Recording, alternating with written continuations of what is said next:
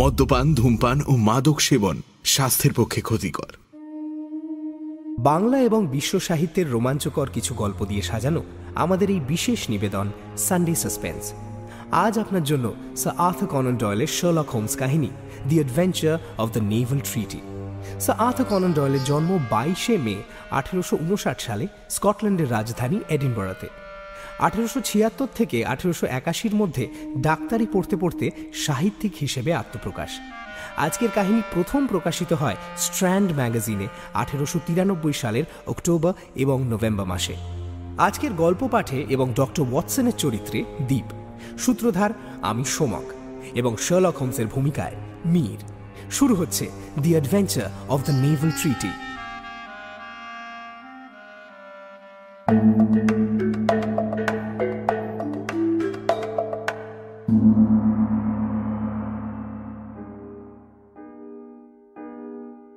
আমার বিয়ের ঠিক পরের জুলাই মাসটা স্মরণীয় হয়ে থাকবে। এই এক মাসে আমার বন্ধু শার্লক হোমস 3টে অতি জটিল কেসের সমাধান করে এবং তার ছায়া সঙ্গী হওয়ার সুবাদে আমি খুব কাছ থেকে দেখি তার বুদ্ধির বিক্রম। না, হোমসের বুদ্ধি নিয়ে আমার নতুন করে কিছু বলার নেই, তবে এটা বলতেই হবে যে এই 3টে কেসই রহস্যের সাংঘাতিক প্যাঁচালো জাল তৈরি করেছিল। কিন্তু যেভাবে তরোয়ালের আঘাতে ফিনফিনে চাদর টুকরো টুকরো হয়ে যায়, ঠিক সেভাবেই হোমসের পর্যবেক্ষণ ও বুদ্ধি রহস্যের সমস্ত জাল শত টুকরো করে ছিঁড়ে দেয়। আমি এই 3টে অভিযান, the adventure of the second stain, the adventure of the naval treaty এবং the adventure of the tired captain শিরোনামে লিপিবদ্ধ করেছি। এর মধ্যে প্রথমটিতে রাজপরিবারের এতজন সদস্য এবং এত অপ্রিয় সত্যি জড়িয়ে রয়েছে যে সে কথা জনসমক্ষে তুলে ধরা যাবে না। বেশ মনে আছে, এই কেসটি হোমসের পর্যবেক্ষণ ও বিশ্লেষণ ক্ষমতার কঠিন পরীক্ষা নিয়েছিল এবং বলাই বাহুল্য আমার বন্ধু সেই পরীক্ষায় দুর্দান্তভাবে পাশ করে। পুলিশ মহলে তার খ্যাতি এতটাই ছড়ায় যে ফরাসি পুলিশ থেকে মসিয়ে দুবুগ এবং জার্মান পুলিশ থেকে ফ্রিটস ভন ওয়াল্ডব্লুম এসে হোমসের থেকে তালিম নিয়ে যায়। শ্রোতা যতই উদ্গ্রীব হন না কেন, এই শতাব্দীতে এমন উপাখ্যান কোথাও প্রকাশিত হবে কিনা সন্দেহ। দ্বিতীয় ঘটনাটিও কিছু কম যায় না। এই ঘটনা এবং তাকে অবলম্বন করে গজিয়ে ওঠা একাধিক ঘটনাগুলোর জন্যই কেসটা অভিনব এবং এর সাথে জাতীয় সুরক্ষা ও জাতীয় স্বার্থের মতো বিষয়ও জড়িয়েছিল। স্কুল জীবনে পার্সি ফেলপস নামের একটি ছেলে ছিল আমার ঘনিষ্ঠ বন্ধুদের অন্যতম। আমার বয়সী হলেও পার্সি আমার চেয়ে 2 ক্লাস উঁচুতে পড়ত। সে ছিল অসম্ভব প্রতিভাবান এক ছাত্র।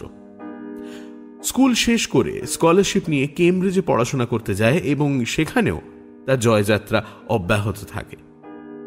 শুধু পড়াশোনাই নয়, পারিবারিক সূত্রেও দারুণ সমৃদ্ধ ছিল আমার বন্ধু পার্সি ফেলপস। লর্ড হোল্ডহার্স্টের মতো ডাকসাইটে রাজনৈতিক নেতা ছিলেন পার্সির মামা, তবে এতে পার্সির লাভের চেয়ে অসুবিধাই হতো বেশি। এই সম্পর্কের জন্যই সে সবার ঠাট্টা রসিকতার পাত্র হয়ে উঠেছিল। এমনকি খেলার মাঝে 2-4 ঘা খেতেও হতো তাকে। পরে কানাঘুষো শুনেছিলাম যে নিজের প্রতিভা ও পারিবারিক প্রভাব খাটিয়ে ফরেন অফিসে বেশ গুরুত্বপূর্ণ একটি দায়িত্ব পেয়েছিল সে। পার্সির কথা একরকম ভুলেই গিয়েছিলাম। ঠিক এই সময় তার কাছ থেকে একটা চিঠি পেলাম। খাম ছিঁড়ে চিঠিখানা বার করে দেখি আমার স্কুলের বন্ধু লিখেছে, ব্রিয়াব্রে বোকিং। প্রিয় ওয়াটসন, আমি নিশ্চিত তুমি তোমার অন্যতম প্রিয় বন্ধু ব্যাঙাচি ফেলপসকে ভুলে যাওনি। মনে আছে নিশ্চয়ই, তুমি তখন ক্লাস 3 আর আমি ক্লাস 5।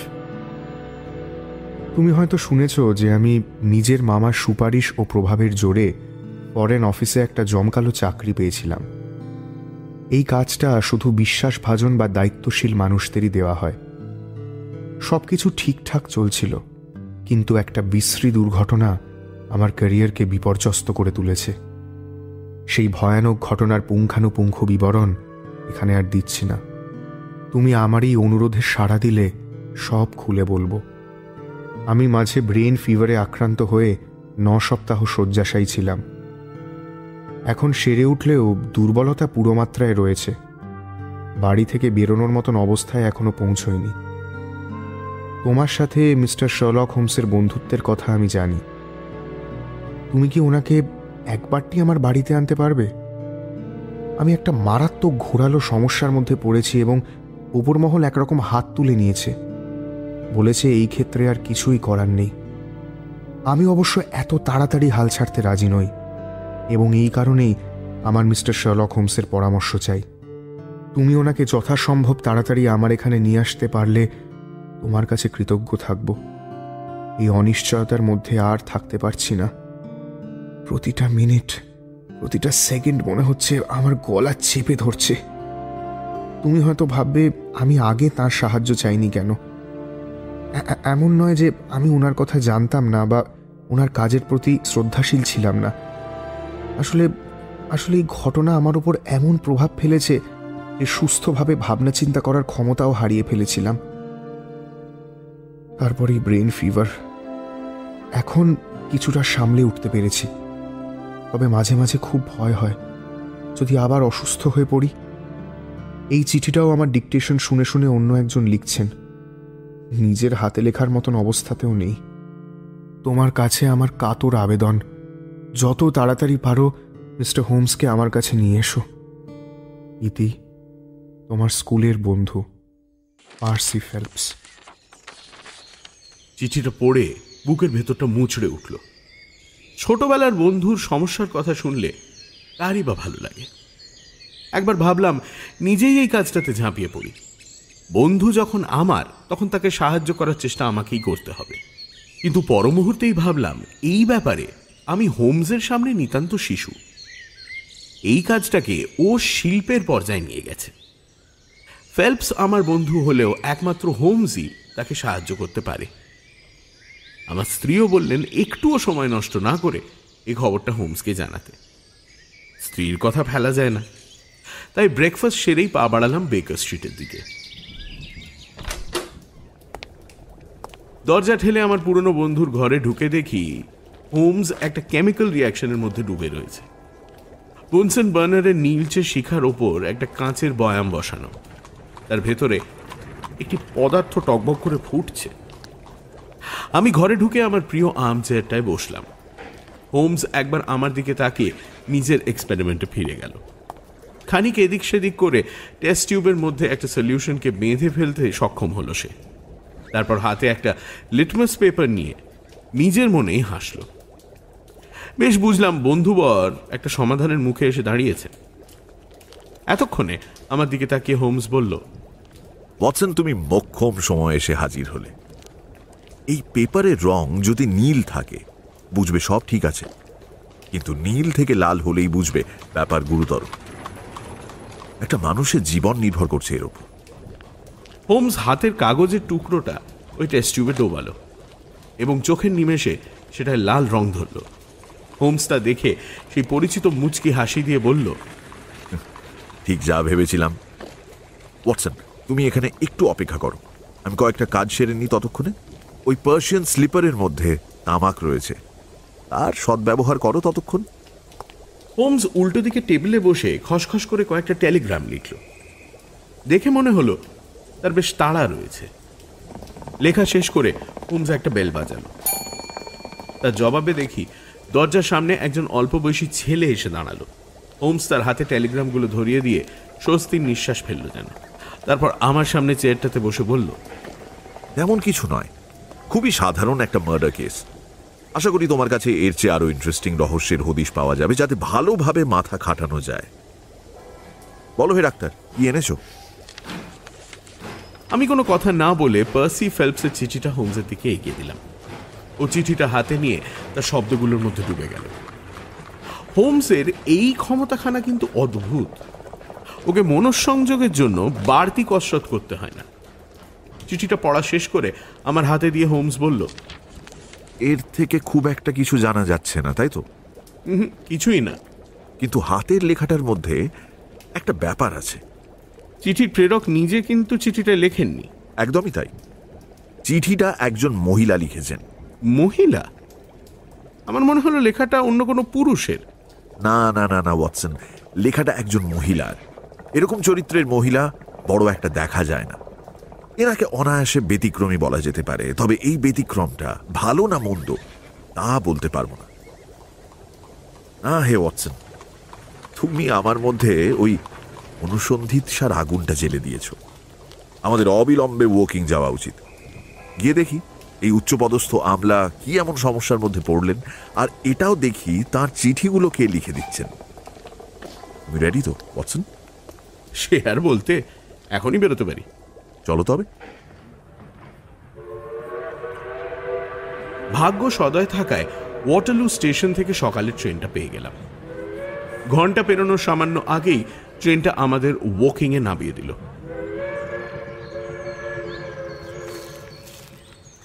গাছগাছালিতে ঢাকা সুন্দর একটি জায়গা।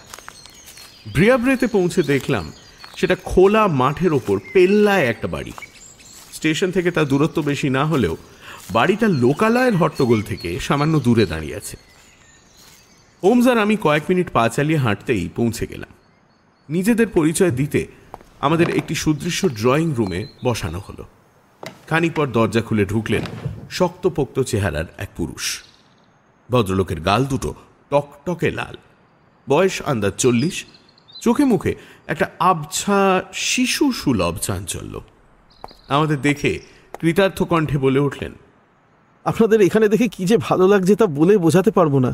পার্সি অধীর আগ্রহে আপনাদের জন্য অপেক্ষা করছে, বারবার জিজ্ঞেস করছে ওনারা এলেন। এছাড়া মহা সমস্যায় পড়েছে তো, তাই খড়কুটো আঁকড়ে বাঁচতে চাইছে। ওর মা বাবা আমাকে বললেন আপনাদের সাথে আগে দেখা করতে। আসলে এই নিয়ে সামান্য কথাতেও পার্সি খুব বিচলিত হয়ে পড়ে। ব্যাপারটা ওর কাছে ভীষণ যন্ত্রণাদায়ক। সবই বুঝছি, কিন্তু আমরা এই ব্যাপারে এখনো কিছুই জানি না। মনে হচ্ছে আপনি এই পরিবারের সদস্য নন। ভদ্রলোক প্রথমটায় চমকে গেলেন, তারপর নিজেই কিছু একটা বুঝতে পেরে হেসে বললেন, নিশ্চয়ই আমার এই কোটের পকেটে থাকা JH মনোগ্রামটা দেখে বুঝতে পেরেছেন। আমার নাম জোসেফ হ্যারিসন। আমার বোন অ্যানির সাথে পার্সির বিয়ে হবে, সেই সূত্রে আমি পার্সির আত্মীয়। আমার বোন গত 2 মাস যাবত ওর সেবা করছে। পার্সিকে সারিয়ে তোলার পেছনে আমার বোনের অনেক অবদান রয়েছে। চলুন আমরা ওর চেম্বারের দিকে যাই। সকাল থেকেই পার্সি ভীষণ ছটফট করছে, দেরি করলে আরও অধৈর্য হয়ে পড়বে। এটা ওর স্বাস্থ্যের পক্ষেও ঠিক হবে না। আসুন এদিকে আসুন। আমরা জোসেফ হ্যারিসনের পিছু পিছু এগোলাম। ঘর থেকে বেরিয়ে করিডোর ধরে কিছুটা গিয়ে আর একটা বাঁক নিয়ে একটা দরজার সামনে এসে দাঁড়ালাম। জোসেফ দরজায় কটা টোকা দিয়ে অপেক্ষা করলেন, তারপর ঘরে ঢুকলেন। তার পেছন পেছন আমরাও। ঘরটা দেখলাম বসার আর শোয়ার ঘরের মাঝামাঝি একটা জায়গায়। খোলা জানলা দিয়ে ঘরে ঝাঁপিয়ে পড়ছে তাজা রোদ্দুর। বাগান থেকে ভেসে আসছে ফুলের মিষ্টি গন্ধ।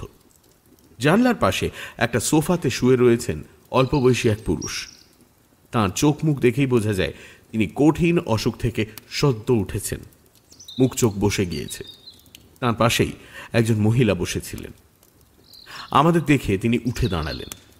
সোফাতে শুয়ে থাকা পুরুষটির দিকে তাকিয়ে বললেন, পার্সি, তোমরা কথা বলো, আমি বরং আসি এখন। পার্সি দেখলাম হাত ধরে তাকে বসিয়ে দিল। আমার দিকে চেয়ে উজ্জ্বল হেসে বলল, আমার গরিব খানায় তোমায় স্বাগত জানাই ওয়াটসন। কেমন আছো? ওই জমকালো গোঁড়চোড়ার জন্য তোমাকে প্রায় চেনাই যাচ্ছে না। আর ইনি নিশ্চয়ই তোমার প্রখ্যাত বন্ধু মিস্টার শার্লক হোমস, তাই তো? আপনাকেও স্বাগত জানাই mister Holmes. Please have a seat, বসুন, আরাম করে বসুন প্লিজ। আমাদের ঘরে ঢুকিয়ে জোসেফ বিদায় নিয়েছিলেন। আমরা বুঝলাম ইনি জোসেফের বোন অ্যানি। তার একটা হাত পার্সির হাতের 5টা আঙুলকে ধরে রেখেছে।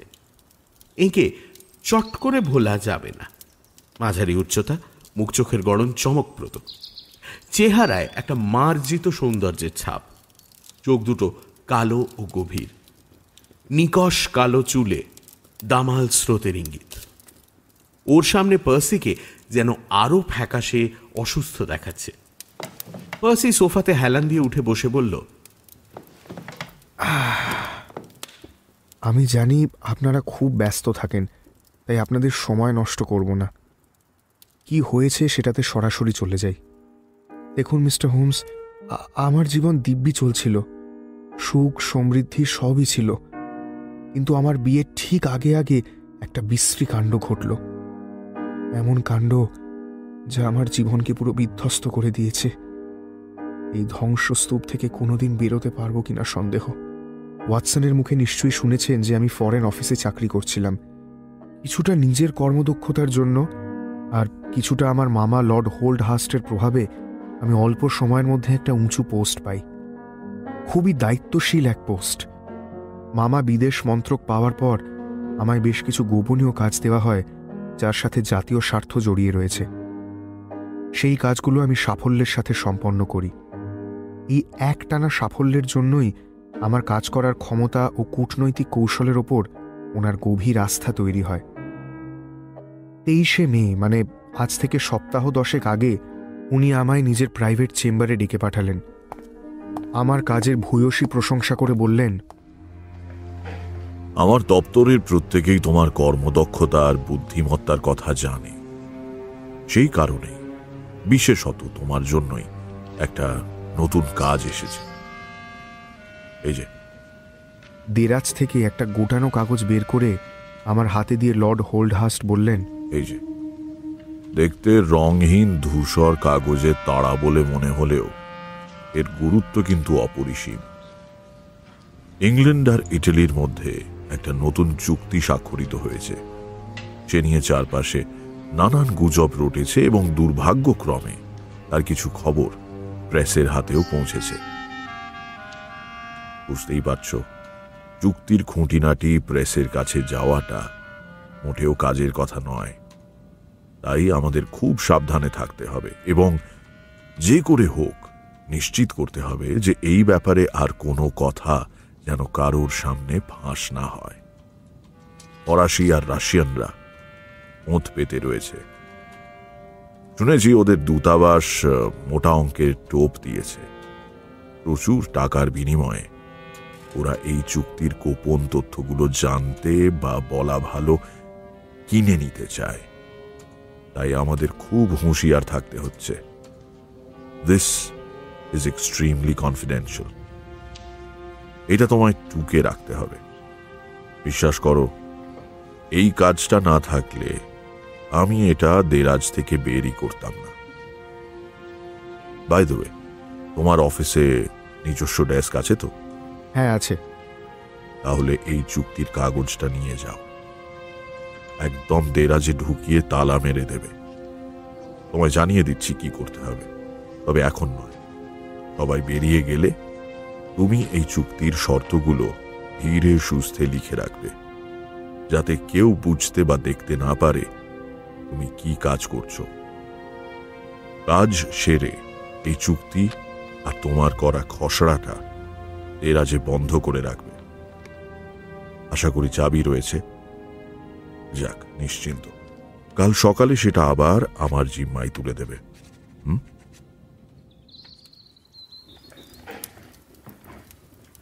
বুঝলেন মিস্টার হোমস, আমি নির্দেশ মতো। এবার হোমস ফুট কাটল। 1 মিনিট দাঁড়ান মিস্টার ফেলপস। এই কথোপকথন চলাকালীন ঘরে কি শুধু আপনারা দুজনেই ছিলেন? আগে হ্যাঁ, আর কেউ ছিল না। ঘরটা আকারে আয়তনে বড় ছিল? হ্যাঁ, বেশ বড়। দুদিকে প্রায় 30 ফিট। বুঝেছি। একদম মাঝামাঝি, তাই তো? হ্যাঁ, ওরকমই হবে। আপনারা নিচু গলায় কথা বলছিলেন। আমার মামার কণ্ঠস্বর এমনিতেই নিচু খাদের। সেদিনও তার হেরফের হয়নি।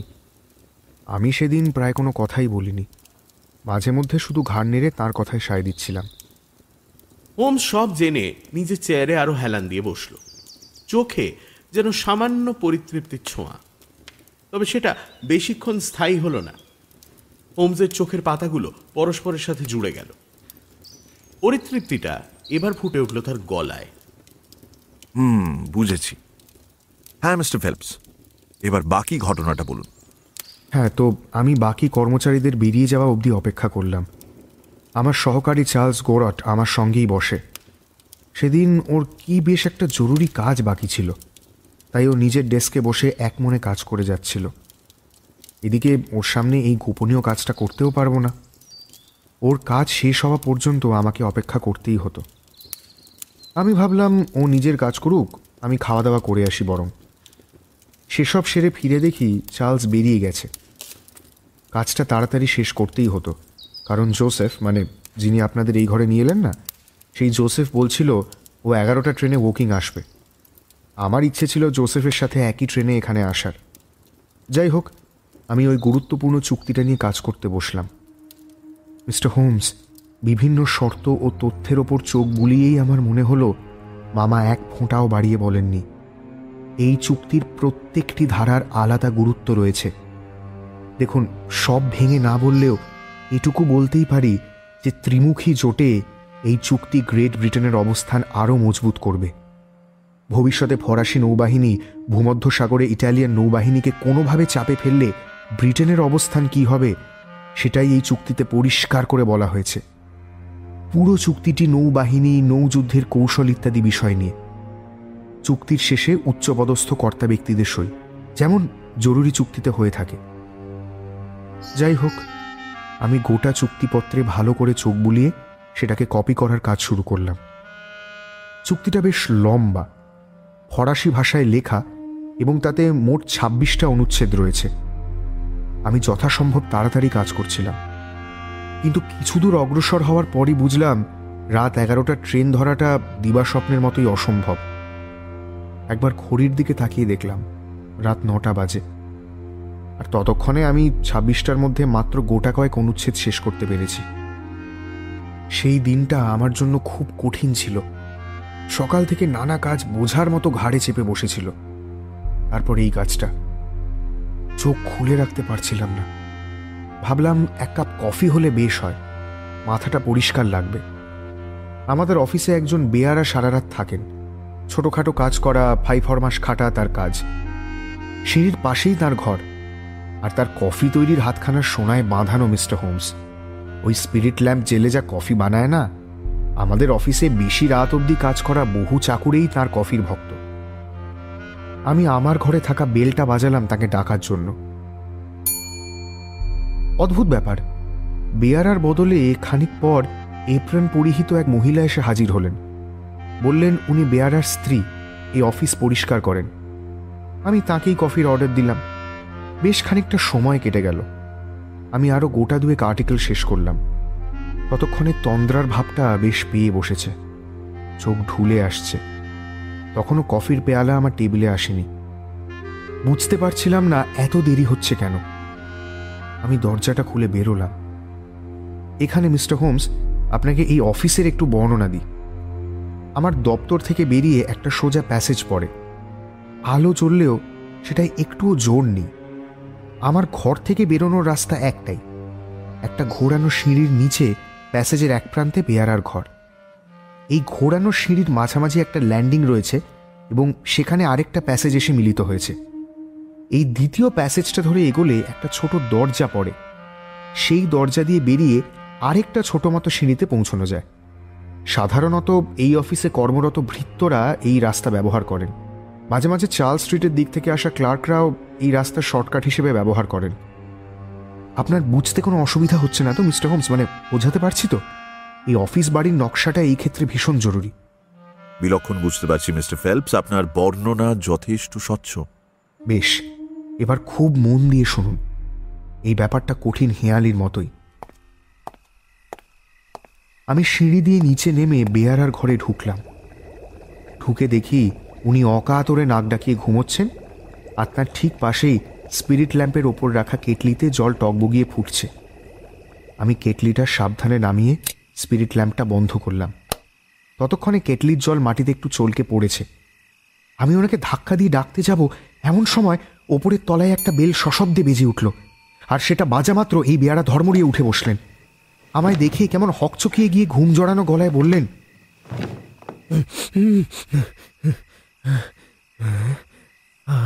মিস্টার ফেলপস স্যার, আপনি এখানে? হ্যাঁ, কফি আসতে দেরি হওয়ায় আমি নিজেই চলে এলাম। হ্যাঁ, ওই কেটলিটা বসিয়ে কখন ঘুমিয়ে পড়েছি স্যার, জানি না। বেলের শব্দ তখনও শোনা যাচ্ছে। বেয়ারা আমার দিকে তাকিয়ে আরও অবাক হয়ে বললেন, স্যার আপনি তো এখানে, ওই বেল কে বাজাচ্ছে স্যার? এবার আমার অবাক হওয়ার পালা। আমি ওকে পাল্টা জিজ্ঞেস করলাম, বেল, এটা এটা কোথাকার বেল বলো তো, মানে কোন ঘরের? আগে আপনি যে ঘরে কাজ করছিলেন। মিস্টার হোমস, নিমেষের মধ্যে আমার হাত পা ঠান্ডা হয়ে এলো। ঘর ফাঁকা, আর সেই মহামূল্যবান নথি আমার টেবিলের ওপর রাখা, পুরোপুরি অরক্ষিত। ভাবতে পারছেন? আমি আর এক মুহূর্ত সময় নষ্ট না করে উদ্ভ্রান্তের মতো দৌড় দিলাম। 2-3টে করে সিঁড়ি টপকে প্যাসেজ দিয়ে তীর বেগে দৌড়চ্ছি। তখন করিডোরে কেউ কোথাও নেই। ঘরে ঢুকে দেখি সেটাও ফাঁকা। সব কিছু আগের মতোই রয়েছে, শুধু একটি জিনিস ছাড়া। মিস্টার হোমস, আমার টেবিলের উপর রাখা চুক্তির কাগজটা নেই। যে খসড়াটা আমি টুকে রাখছিলাম সেটা রয়েছে, কিন্তু কিন্তু মূল চুক্তিটা নেই মিস্টার হোমস। মূল চুক্তিটা কোথাও নেই।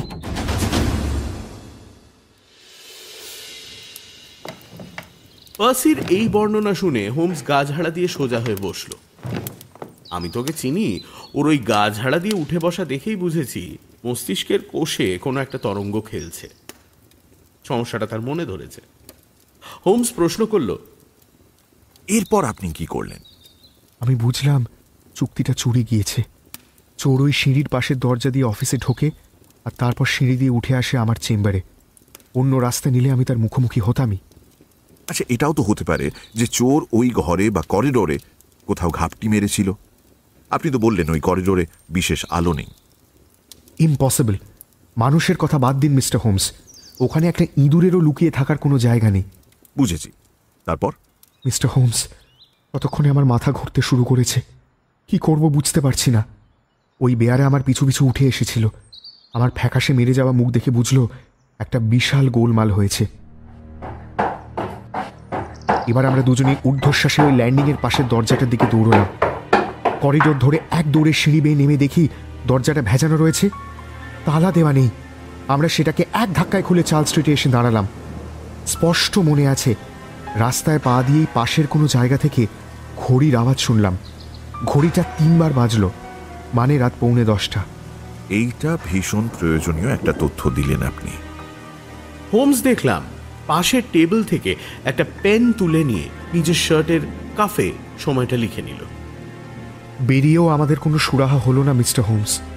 চারপাশে ঘুটঘুটে অন্ধকার, ঝিরঝির করে বৃষ্টি পড়ছে। চার্ল স্ট্রিটে একটা প্রাণীও নেই, কিন্তু অপর প্রান্তে হোয়াইট হলের রাস্তায় গাড়ি ঘোড়ার ভিড়। আমরা কাউকে দেখতে না পেয়ে ওই ফুটপাথ ধরেই দৌড়তে লাগলাম। ওই বৃষ্টির মধ্যেই, ছাতার কথা তখন মাথাতেই নেই। রাস্তার এক কোনায় একজন পুলিশ কর্মী দাঁড়িয়েছিলেন। আমরা দুজনে তার কাছে গেলাম। আমি হাঁপাতে হাঁপাতে বললাম, একটা একটা একটা চুরি হয়েছে। একটা মহামূল্যবান নথি ওই ফরেন অফিস থেকে চুরি গিয়েছে। আপনি আপনি রাস্তায় কাউকে যেতে দেখেছেন? আমাদের ওরকম বিচলিত মুখ দেখে পুলিশ কর্মীটি ভাবলেন, তারপর কি যেন মনে পড়ায় বললেন, আমি এখানে মিনিট 15-20 দাঁড়িয়ে রয়েছি। এইটুকু সময়ের মধ্যে একজনকেই এই রাস্তাতে যেতে দেখেছি। একজন মহিলাকে, লম্বা এবং বয়স্ক। তার গায়ে একটা ছাপা শাল ছিল। তা শুনে আমার সঙ্গী বেয়ারা বলে উঠলেন, আরে উনি তো আমার স্ত্রী। আর কাউকে যেতে দেখেছেন কি? না, আর কাউকে দেখিনি। তার মানে মিস্টার ফেলপস, চোর নিশ্চয়ই অন্য রাস্তা ধরে পালিয়েছে, মানে ওই দিকের রাস্তাটা। বেয়ারা আমার জামার হাতা ধরে টেনে অন্য রাস্তার দিকে দৃষ্টি আকর্ষণ করতে চাইল। আমার তখন গোটা পৃথিবীর ওপর সন্দেহ হচ্ছে। বেয়ারার ব্যবহারে সেটা আরও বাড়ল। ও কি আমাকে ইচ্ছাকৃতভাবে অন্য রাস্তায় নিয়ে যেতে চাইছে? আমি সেই পুলিশ কর্মীটিকে আবারও প্রশ্ন করলাম, মহিলাটি কোন দিকে গিয়েছিলেন? জানি না, এইটা দেখিনি। ওর ওপর নজর রাখার কোনো কারণ ছিল না, তাই রাখিও নি। তবে হ্যাঁ, এইটুকু মনে আছে যে মহিলাকে দেখে মনে হচ্ছিল উনি খুব তাড়ায় আছেন। কতক্ষণ আগেই রাস্তায় গেছেন মনে আছে? এই তো গেলেন, বেশিক্ষণ হয়নি। 5 মিনিটের মতো? হ্যাঁ, এই মিনিট 5 ধরতে পারেন। বেয়ারা ভদ্রলোক আবার আমায় তাগাতা দিলেন, স্যার বেকার এখানে সময় নষ্ট করছেন। এখন নষ্ট করার মতো সময় আমাদের হাতে নেই। প্রতিটা মিনিট এখন ভীষণ দামি স্যার। আমার কথা বিশ্বাস করুন, আমার স্ত্রীর এই চুরির সাথে কোনো সম্পর্ক নেই। এই অহেতুক জেরাটা থামিয়ে রাস্তার ওই পাশটা খোঁজ করে চলুন। ঠিক আছে, আর আপনি না গেলে আমি যাচ্ছি।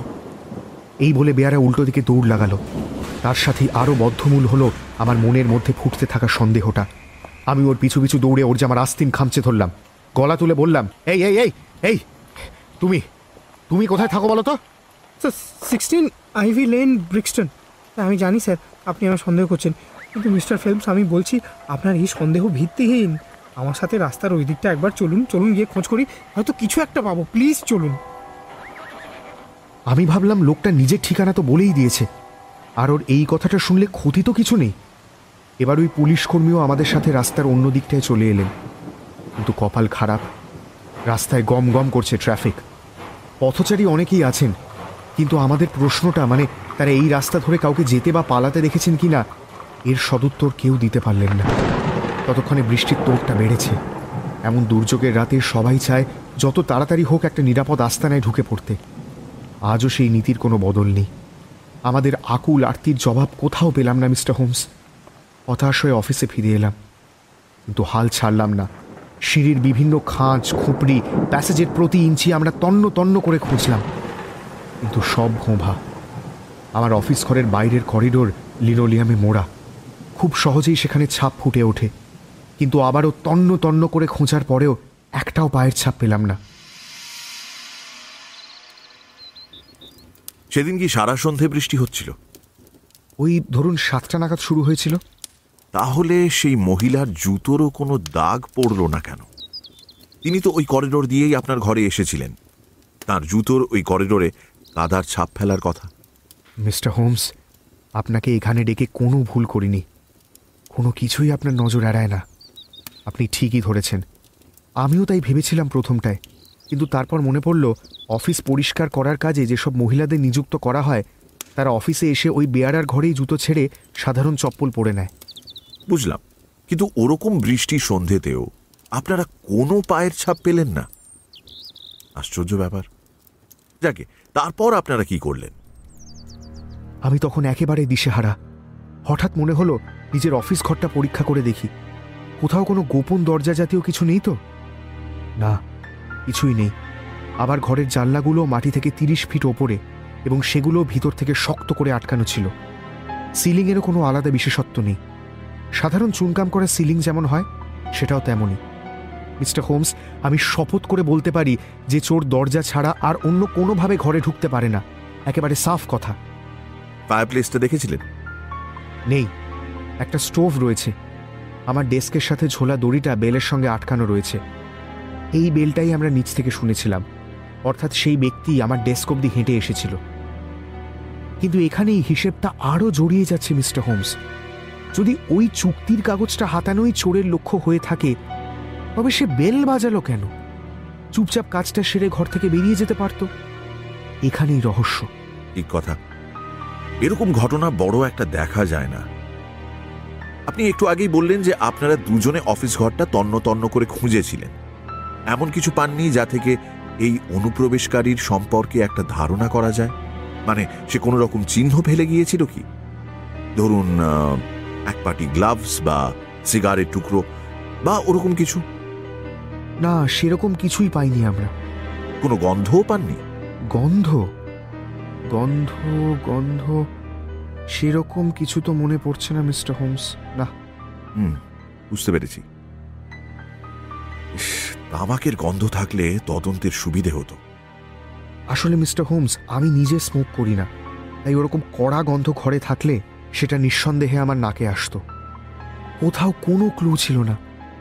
শুধু জানতাম আমাদের বেয়ারার স্ত্রী মিসেস ট্যানজি তাড়াহুড়োয় অফিস থেকে বেরিয়ে যান, এবং তিনি কখন বাড়ি ফেরেন সেই বিষয়ে মিস্টার ট্যানজি কোনো পরিষ্কার জবাব দিতে পারেননি। সেই পুলিশকর্মী আর আমি সলা পরামর্শ করে ঠিক করলাম যে কাগজটা পাচার করার আগেই এই মহিলাকে আটক করা উচিত। ততক্ষণে স্কটল্যান্ড ইয়ার্ড অব্দি খবর চলে গেছে। পুলিশ ডিটেকটিভ মিস্টার ফোর্বস খুব তাড়াতাড়ি এসে হাজির হলেন। তার উদ্যম দেখে মনে ভরসা পেলাম।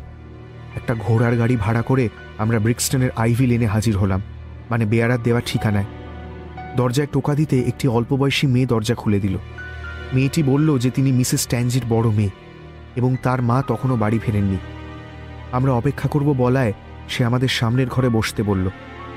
মিনিট 10 পর দরজায় টোকা পড়ল, আর আমরা একটা মস্ত ভুল করলাম। এখনও তার কথা ভাবলে হাত কামড়াতে ইচ্ছে করে। হাতের ইশারাতে মেয়েটিকে দরজা খুলতে বললাম। আমরা ঘরে বসে শুনলাম মেয়েটি দরজা খুলেই চৌকাঠের ওপাশে দাঁড়িয়ে থাকা মানুষটিকে উদ্দেশ্য করে বলছে, মা তোমার সাথে দেখা করবেন বলে দুজন অপেক্ষা করছেন, বলছেন কি যেন একটা দরকার আছে। পরের মুহূর্তেই আমরা শুনলাম একজোড়া পা দ্রুত গতিতে করিডোর ধরে দৌড়চ্ছে। ফোর্বস এক লাফে উঠে দরজাটা হাট করে খুলে দিয়ে তাকে অনুসরণ করলেন। আমরা দুজনেই তার পিছু পিছু বাড়ির পিছনের অংশে একটা আধা রান্নাঘর আর আধা বসার ঘরে গিয়ে দাঁড়ালাম। মিসেস ট্যানজির দু চোখে তখন টক টক করছে রাগের আগুন। আমাদের দিকে রাগী দৃষ্টিতে খানিক তাকানোর পর উনি আমায় চিনতে পারলেন। এবার রাগের বদলে তার মুখে ভিড় করে এলো রাজ্যের বিস্ময়। আমায় বললেন, এ কি মিস্টার ফেলপস, আপনি এখানে? মিস্টার ফোর্বস কড়া গলায় ওনাকে বললেন, আচ্ছা, এখন আবার অবাক হওয়ার নাটক করা হচ্ছে। এই ঘরে কারা অপেক্ষা করছে বলে আপনি ভাবছিলেন? আমি তো ভেবেছিলাম আপনারা ওই ব্রোকারদের কাছ থেকে এসেছেন। আসলে আসলে আমাদের কিছু সমস্যা হচ্ছে, তাই জন্য। গল্পখানা জমছে না একটু। যাই হোক, কোনো লুকোছাপা না করেই আপনাকে বলি যে আপনি ফরেন অফিস থেকে খুব গোপনীয় কিছু ডকুমেন্ট চুরি করেছেন, আর সেটাকে কোথাও লুকিয়ে ফেলতে বা পাচার করতে বা নষ্ট করে ফেলতেই আপনি এখানে দৌড়ে আসেন। তাই আপনাকে এই মুহূর্তে আমি ছাড়তে পারবো না, কেমন? আপনার তল্লাশি নিতে হবে, এবং সেই জন্য আপনাকে আমার সাথে স্কটল্যান্ড ইয়ার্ডে আসতে হবে। মহিলা এই কথার ঘোরতর প্রতিবাদ করলেন। আপনি এটা কি বলছেন? আমি কিচ্ছু নিইনি, কোনো জিনিস না। আপনাদের কোথাও একটা ভুল হচ্ছে। কিন্তু না, তার কোনো কথাতেই কাজ দিল না। একটা ঘোড়ার গাড়ি ডেকে মিস্টার ট্যানজিকে নিয়ে আমরা স্কটল্যান্ড ইয়ার্ডে চলে এলাম। অবশ্যই বাড়ি ছেড়ে আসার আগে আমরা রান্নাঘরটা খুঁটিয়ে দেখে এসেছিলাম, বিশেষত রান্নাঘরের স্টোভ, কারণ আমার মনে হয়েছিল মহিলা হয়তো বেগতিক দেখে পেপারগুলো জ্বালিয়ে দিয়েছেন। রান্নাঘরে উনি কিছুক্ষণ একা ছিলেন, কিন্তু না, ছাই বা পোড়া কাগজের টুকরো কিছুই পেলাম না। স্কটল্যান্ড ইয়ার্ডে গিয়ে তাকে মহিলা পুলিশ কর্মীদের হাতে তুলে দেওয়া হলো। এনাই মিসেস ট্যানজির তল্লাশি নেবেন। আমি অধীর আগ্রহে তখন বাইরে অপেক্ষা করছি। হৃৎপিণ্ড দ্রুত ওঠানামা করছে। খানিক পর সেই মহিলা পুলিশ কর্মীটি বেরিয়ে এসে খবর দিলেন মিসেস ট্যানজির সাথে কোনো পেপার নেই।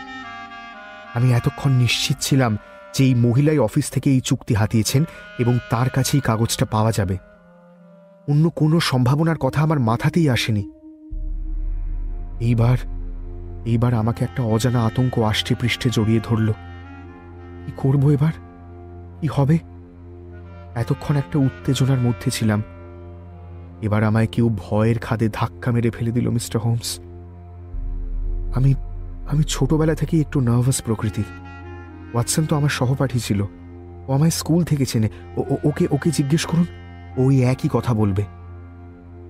যখন বুঝলাম এই অতি গোপনীয় চুক্তি হারিয়ে গিয়েছে এবং কে নিয়েছে সেটা কেউ জানে না, তখন আমার দু চোখে অন্ধকার ঘনিয়ে এলো, আর আমার মাথায় গিজগিজ করতে লাগলো একটার পর একটা দুশ্চিন্তা।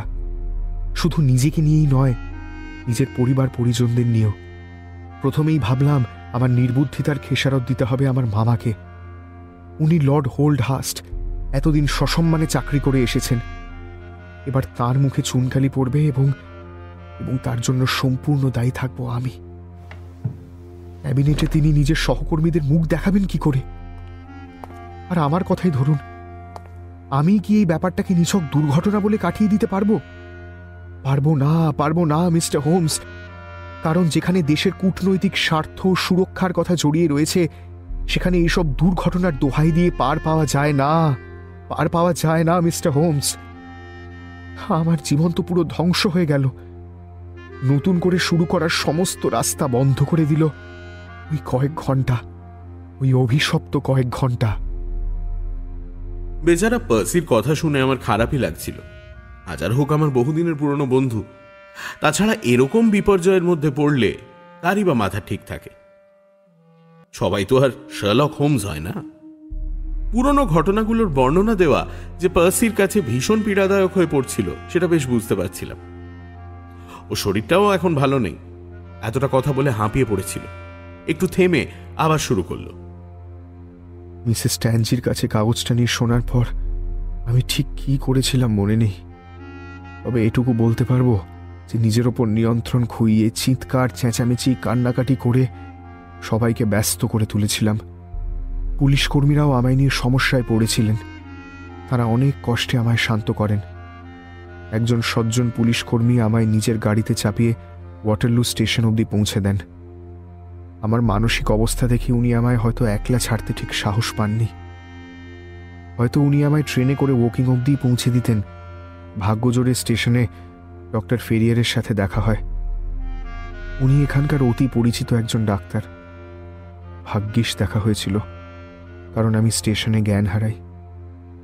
ডক্টর ফেরিয়ার সঙ্গে না থাকলে মুশকিলেই পড়তাম। উনি আমার দায়িত্ব নেন এবং প্রাথমিক চিকিৎসা করেন। বাড়ি আসতে আসতে আমার সমস্ত বুদ্ধিশুদ্ধি লোপ পায়। আমি প্রলাপ বকছি তখন। আমায় ওই অবস্থায় দেখে অ্যানি এবং আমার মা ভীষণ ঘাবড়ে যান। ওয়াটারলু স্টেশনে ওই ডিটেকটিভের মুখে ডক্টর ফেরিয়ার জানতে পেরেছিলেন যে কি হয়েছে। তিনি সেই কথা মা এবং অ্যানিকে জানান। খুব সঙ্গত কারণেই আমায় ওই অবস্থায় দেখে, কি জন্য আমি ওরকম উন্মাদের মতন আচরণ করছি জেনে তারা আরও ভেঙে পড়েন। সবাই বুঝতে পারেন যে শারীরিক ও মানসিক দিক থেকে আমি একেবারে বিপর্যস্ত হয়ে পড়েছি এবং সেটা কাটিয়ে উঠতে অনেক সময় লাগবে। এই বেডরুমটা আদতে জোসেফের। এখানেই আমাকে শোয়ানো হয় এবং গত 9 সপ্তাহ যাবৎ আমি এখানেই শয্যাশায়ী। ব্রেন ফিভার ধরা পড়ে। জ্ঞান ছিল না অনেক দিন। অ্যানির সেবা এবং ডাক্তারের চিকিৎসায় কাজ দিয়েছে, নাহলে আমি আজ আপনার সাথে কথা বলতে পারতাম না। অ্যানি সকালবেলাটা আমার দেখাশোনা করে, রাতের দিকে একজন নার্স থাকেন। এক এক সময় আমার ফিট হতো, আর সেই সময় আমাকে সামলানো প্রাণান্তকর কঠিন হয়ে পড়ত।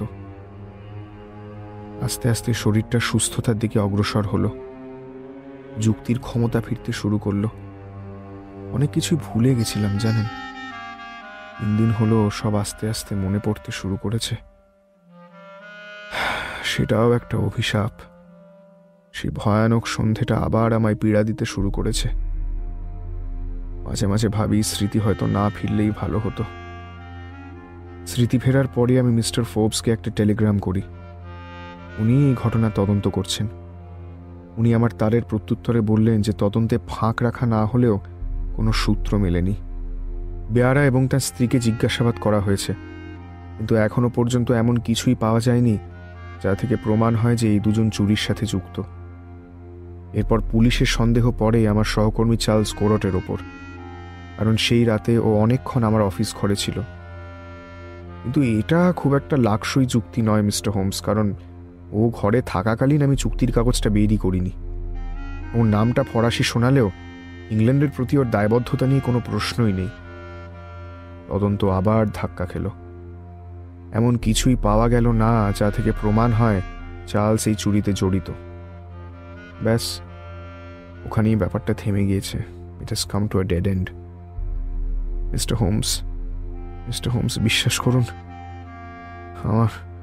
আমার দেয়ালে পিঠ ঠেকে গিয়েছে। আপনি আমার শেষ ভরসা। আপনি যদি সাহায্য না করেন, আমার ক্যারিয়ার, আমার মান সম্মান ধুলোয় মিশে যাবে।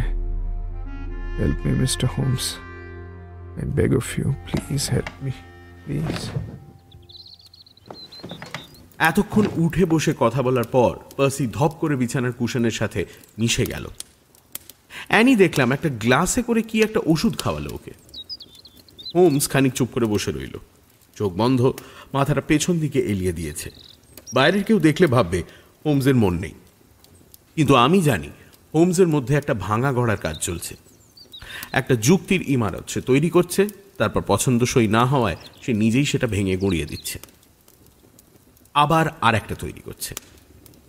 অবশেষে চোখ খুলে হোমস বলল, আপনি সবকিছুরই এত পুঙ্খানুপুঙ্খ বর্ণনা দিয়েছেন যে আমার মনে খুব বেশি প্রশ্ন নেই পার্সি, তবে একটা জরুরি প্রশ্ন রয়েছে। আপনি যে গোপন চুক্তি নিয়ে কাজ করছেন সে কথা কি ঘুণাক্ষরেও কাউকে বলেছিলেন? না, কাউকে বলিনি মিস্টার হোমস। এমনকি মিস হ্যারিসনকেও না? না, বলিনি। কি করেই বা বলবো? কাজটা পাওয়ার পর এবং শুরু করার আগে আমি তো ওয়াকিংয়ে আসার সুযোগই পাইনি। আর আপনার পরিবারের কেউই আপনার সাথে দেখা করতেও আসেননি, তাই তো? না, কেউই আসেননি। আচ্ছা, আপনার অফিসের রাস্তা, এই অফিসের বিভিন্ন গলি, করিডোর ইত্যাদির ব্যাপারে তারা কিছু জানতেন? হ্যাঁ, তা জানতেন। আমি তাদের ঘুরে দেখিয়েছি। অবশ্য এই চুক্তির ব্যাপারে কিছু না জানলে এই প্রশ্নগুলো ধোপে টেকে না। আমি কাউকেই কিচ্ছু জানাইনি, বিশ্বাস করুন মিস্টার হোমস। মিস্টার ট্যানজি, মানে আপনার ওই বেয়ারা, তার সম্বন্ধে আপনি কি জানেন? শুধু এটুকু যে উনি একসময় সেনাবাহিনীতে ছিলেন। কোন রেজিমেন্ট? শুনেছি কোল্ড স্ট্রিম গার্ডস। ধন্যবাদ মিস্টার ফেলপস।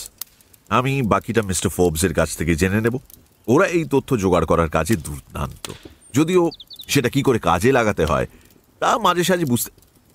বাহ, ফুল গাছটা তো দারুণ সুন্দর। প্রকৃতির এক অনুপম সৃষ্টি। হোমস দেখি বিজ্ঞের মতো জানলার সামনে গিয়ে একটা মস রোজের ডাঁটি তুলে ধরল। চোখে একরাশ তারিফ নিয়ে তাকিয়ে রইল সবুজ আর টকটকে লালের অনির্বচনীয় মিশ্রণের দিকে। হোমসের হলো কি? ফুল গাছ নিয়ে তাকে এত মুগ্ধ হতে এর আগে কখনো দেখিনি। কিন্তু দেওয়ালের দিকে পিঠ করে সে বলল, জানো ওয়াটসন, আমার ধারণা দৈব ক্ষমতার মধ্যে ভালো যা কিছু রয়েছে তা প্রকাশ পেয়েছে এই ফুলের রঙের মধ্যে। আমাদের ক্ষমতা বলো, শক্তি বলো, ইচ্ছে, খাওয়া দাওয়া সবকিছুই জীবন ধারণের শর্ত। কিন্তু এই গোলাপটার দিকে একবার তাকিয়ে দেখো ওয়াটসন, এর রূপ, রং, গন্ধে বর্ণময় জীবনটাই ধরা পড়েছে। এখানে কিন্তু কোনো শর্ত নেই। এইটাতে নির্ভেজাল জীবনকে পাওয়া যাবে, বুঝলে? আমার মনে হয় এই ফুলের থেকেই আমাদের এগিয়ে যাওয়ার রসদ খুঁজে নিতে হবে। হোমসের কথা শুনে পার্সি এবং অ্যানি তার দিকে অবাক হয়ে তাকালো। এরকম একটা গুরুতর রহস্যের মাঝে হঠাৎ হোমস ফুল আর জীবন দর্শন নিয়ে পড়ল। ওদের মুখে হতাশার ছায়া স্পষ্ট দেখা গেল। হোমস ফুলটা 2 আঙুলের ফাঁকে নিয়ে রূপ, রস, গন্ধ নিয়ে কথা বলেই যাচ্ছিল। এমন সময় একটু অধৈর্য হয়ে অ্যানি প্রশ্ন করলেন, মিস্টার হোমস, আপনার কি মনে হয় কোনো রাস্তা দেখতে পাচ্ছেন কি? অ্যানির গলায় হোমস জীবন দর্শন থেকে জীবনে ফিরে এলো। ও হ্যাঁ, রহস্য মানে সেই চুরি, তাই তো? এই ফুলের শোভায় সব ভুলতে বসেছিলাম। দেখুন, এই ঘটনাটা নিঃসন্দেহে খুব জটিল। এরকম কেস বড় একটা দেখিনি, কিন্তু আমি কথা দিচ্ছি আমি এই বিষয়ে অনুসন্ধান করব এবং কিছু পেলে আপনাদের তো জানাবই। আপনি কোনো ক্লু পেয়েছেন কি? আপাতত 7খানা আপনার থেকেই পেয়েছি, তবে সেগুলো কতটা কার্যকর তা এখনই বলতে পারবো না। খতিয়ে দেখতে একটু সময় তো লাগবেই। আপনি কি কাউকে সন্দেহ করছেন? হ্যাঁ, করছি। নিজেকে। মানে? আমার মাঝে মাঝে নিজের ওপরই সন্দেহ হয়। তাড়াহুড়োয় কোনো ভুল সিদ্ধান্তে পৌঁছচ্ছি না তো। এবার অ্যানি হ্যারিসনের গলায় বিরক্তিটা স্পষ্ট ফুটে উঠল। তাহলে যত তাড়াতাড়ি পারেন লন্ডনে ফিরে গিয়ে নিজের যুক্তি আর সিদ্ধান্তগুলো যাচাই করে নিন। ধন্যবাদ মিস হ্যারিসন, খুব ভালো পরামর্শ দিলেন আপনি। ওয়াটসন, এমন পরামর্শ মানতেই হয়। চলো হে, ওঠা যাক। মিস্টার ফেলপস, আমরা উঠি। আপনি সাবধানে থাকবেন।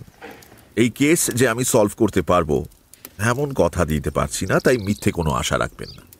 কিন্তু মিস্টার হোমস, আপনি কোনো আশার আলো না দেখাতে পারলে আমার শরীর যে ঠিক হবে না মিস্টার হোমস।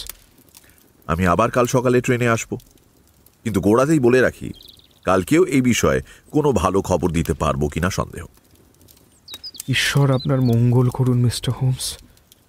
আপনি কালকেও আসবেন বলেছেন, এটাই আমার কাছে অনেক অনেক। আমার কাছে সামান্য হলেও কিছু তো হচ্ছে। বলতে ভুলে গিয়েছিলাম মিস্টার হোমস, লর্ড হোল্ডহাস্টের কাছ থেকে আমি একটা চিঠি পেয়েছি। কি বলেছেন চিঠিতে?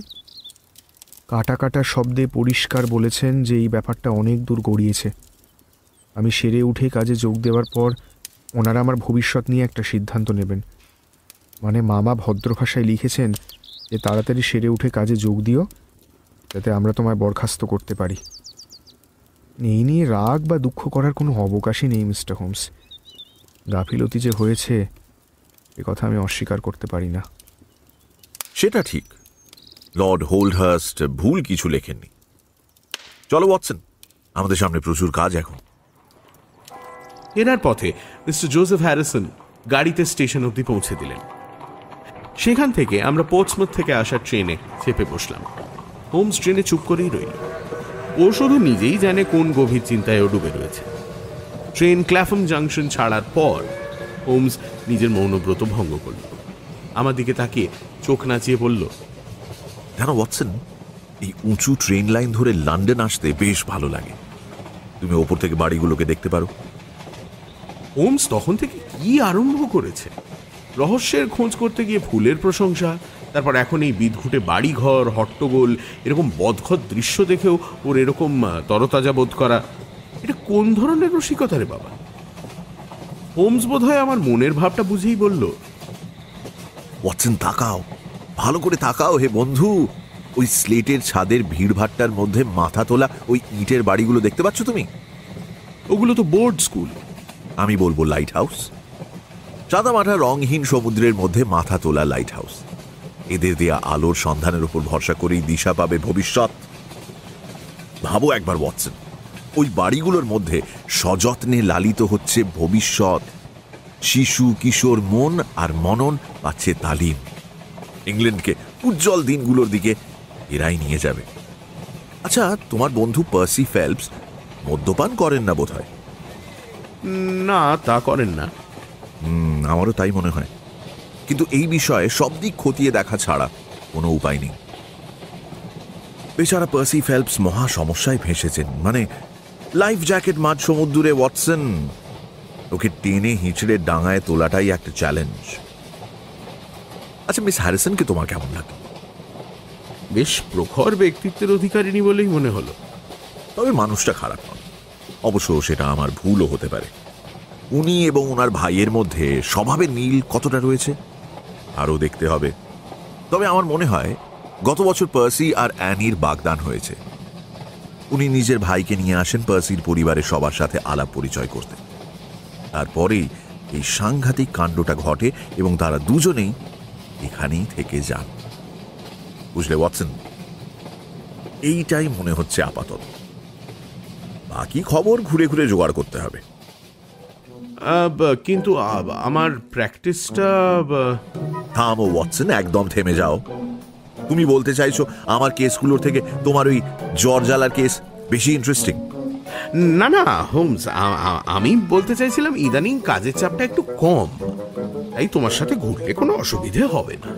বাহ, এই তো চাই। চলো তবে দুই মূর্তিতে একসাথে ঝাঁপাই। প্রথমে ফোর্বসের কাছে যাব, ওর মুখ থেকে কিছু ব্যাপার জানা দরকার, তারপর সমাধানের রাস্তা ঠিক করব। তুমি বললে কিছু ক্লু পেয়েছো? তা পেয়েছি, বেশ কয়েকটা পেয়েছি। আচ্ছা ওয়াটসন, আজ সকালে বেকার স্ট্রিটে এসে তুমি কি দেখেছিলে? কি আবার? তুমি ওই লিটমাস পেপার আর সলিউশনে মগ্ন ছিলে। ঠিক কথা। এই ক্লুগুলোকেও আমায় লিটমাস পেপারের মধ্যে ফেলে যাচাই করতে হবে, আর তার জন্যই খোঁজ খবর করতে হবে। আপাত দৃষ্টিতে যে ক্রাইমের কোনো উদ্দেশ্য থাকে না, সেগুলো সলভ করা কঠিন হয়। এই অপরাধের উদ্দেশ্য নেই বলবো না, কিন্তু প্রশ্ন হলো এই চুরি থেকে লাভবান হবে কে? ভেবে দেখো, রাশিয়ান আর ফরাসিরা এই চুক্তির কাগজ পেলে লুফে নেবে। যে তাদের এটা বিক্রি করার কথা ভাবছে তার কাছে রয়েছে মোটা অঙ্কের টাকার লোভ। এছাড়াও আর একজন এই তালিকায় থাকতে পারেন। কে? লর্ড হোল্ডহার্স্ট। লর্ড হোল্ডহার্স্ট? কি বলছো তুমি হোমস? লর্ড হোল্ডহার্স্ট চুরি কেন করতে যাবেন? জিনিসটা তো একদিন তার কাছেই ছিল। এমনটাও হতে পারে যে লর্ড হোল্ডহার্স্ট কোনো অজানা কারণবশত এই চুক্তিটা নষ্ট করে ফেলতে চাইছিলেন, আর পার্সির হাতে তুলে দিয়ে সেই কাজটাই বাস্তবায়িত করেছেন। লর্ড হোল্ডহার্স্টের মতো একজন শ্রদ্ধেয় মানুষ এরকম করবেন? না না না না হোমস, এটা হতে পারে না। এটা বাড়াবাড়ি করছো তুমি। আহা ওয়াটসন, আমি একবারও বলছি না যে এটাই হয়েছে। আমি শুধু বলছি একটা সম্ভাবনার কথা, এবং আরো খোঁজ না নিয়ে আমি এই সম্ভাবনা উড়িয়ে দিতে পারি না। আজ লর্ড হোল্ডহার্স্টের সাথে একবার দেখা করব, দেখি ওনার কি বলার আছে। এদিকে অন্যান্য ব্যাপারে খবর নেওয়ার কাজটা শুরু করে দিয়েছি। শুরু করে দিয়েছো মানে? হ্যাঁ, বুকিং স্টেশন থেকে লন্ডনের সব কটা খবরের কাগজে তার করে দিয়েছি। আর সন্ধ্যের কাগজগুলোতে একটা বিজ্ঞাপন বেরোবে। এই যে দেখো। হোমস আমার হাতে একটা নোট বই থেকে ছেঁড়া পাতা ধরিয়ে দিল। তাতে দেখলাম পেন্সিল দিয়ে লেখা রয়েছে 10 পাউন্ডের পুরস্কার। মে মাসে 23 তারিখ রাত 9:45 নাগাদ একটি ঘোড়ার গাড়ি চার্লস স্ট্রিটের ফরেন অফিসের দরজায় বা তার সংলগ্ন এলাকায় একজন সওয়ারিকে নিয়ে আসে। সেই ঘোড়ার গাড়ির নাম্বার কেউ জানাতে পারলে 10 পাউন্ড পুরস্কার পাবেন। যোগাযোগ করুন 221B বেকার স্ট্রিট। আমি বিজ্ঞাপনটা পড়ে জিজ্ঞেস করলাম, চোর যে ঘোড়ার গাড়িতে করে ফরেন অফিসে এসেছিল সেই ব্যাপারে এত নিশ্চিত হচ্ছ কি করে? ওয়াটসন, তোমার মিস্টার ফেলপসের বর্ণনাটা মনে আছে? সেই ঘরে বা করিডোরে লুকিয়ে থাকার কোনো জায়গা নেই। তাহলে চোর নিঃসন্দেহে বাইরে থেকে এসেছে, আর যদি বাইরে থেকে এসে থাকে তাহলে করিডোরের লিনোলিয়ামে তার পায়ের ছাপ থাকতই।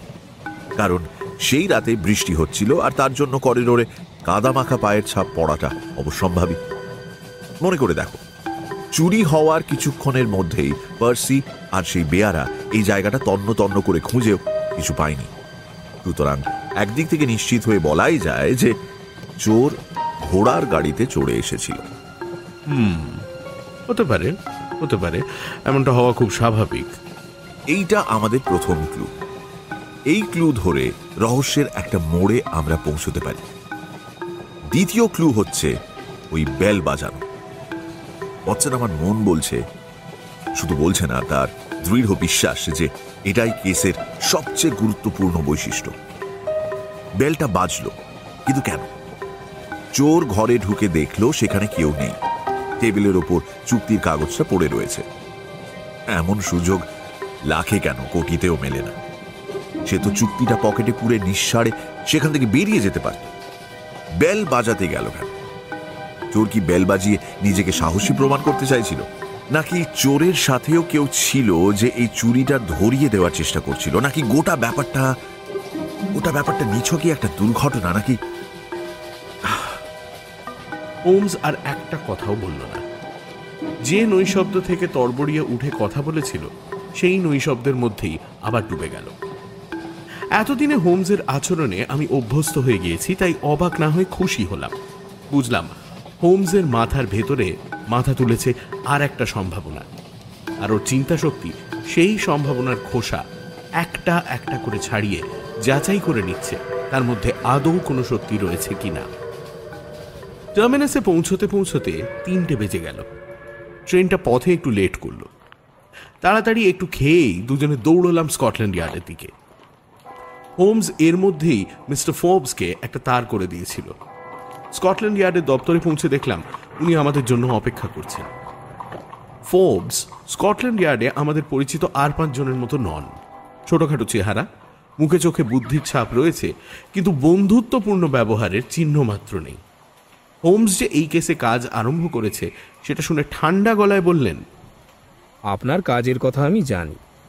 পুলিশের সংগ্রহ করা তথ্য ব্যবহার করে আপনি রহস্য উদ্ঘাটন করেন, তারপর সেই পুলিশকেই অকর্মণ্য সাব্যস্ত করেন। আপনাকে আমার ভালোই চেনা আছে।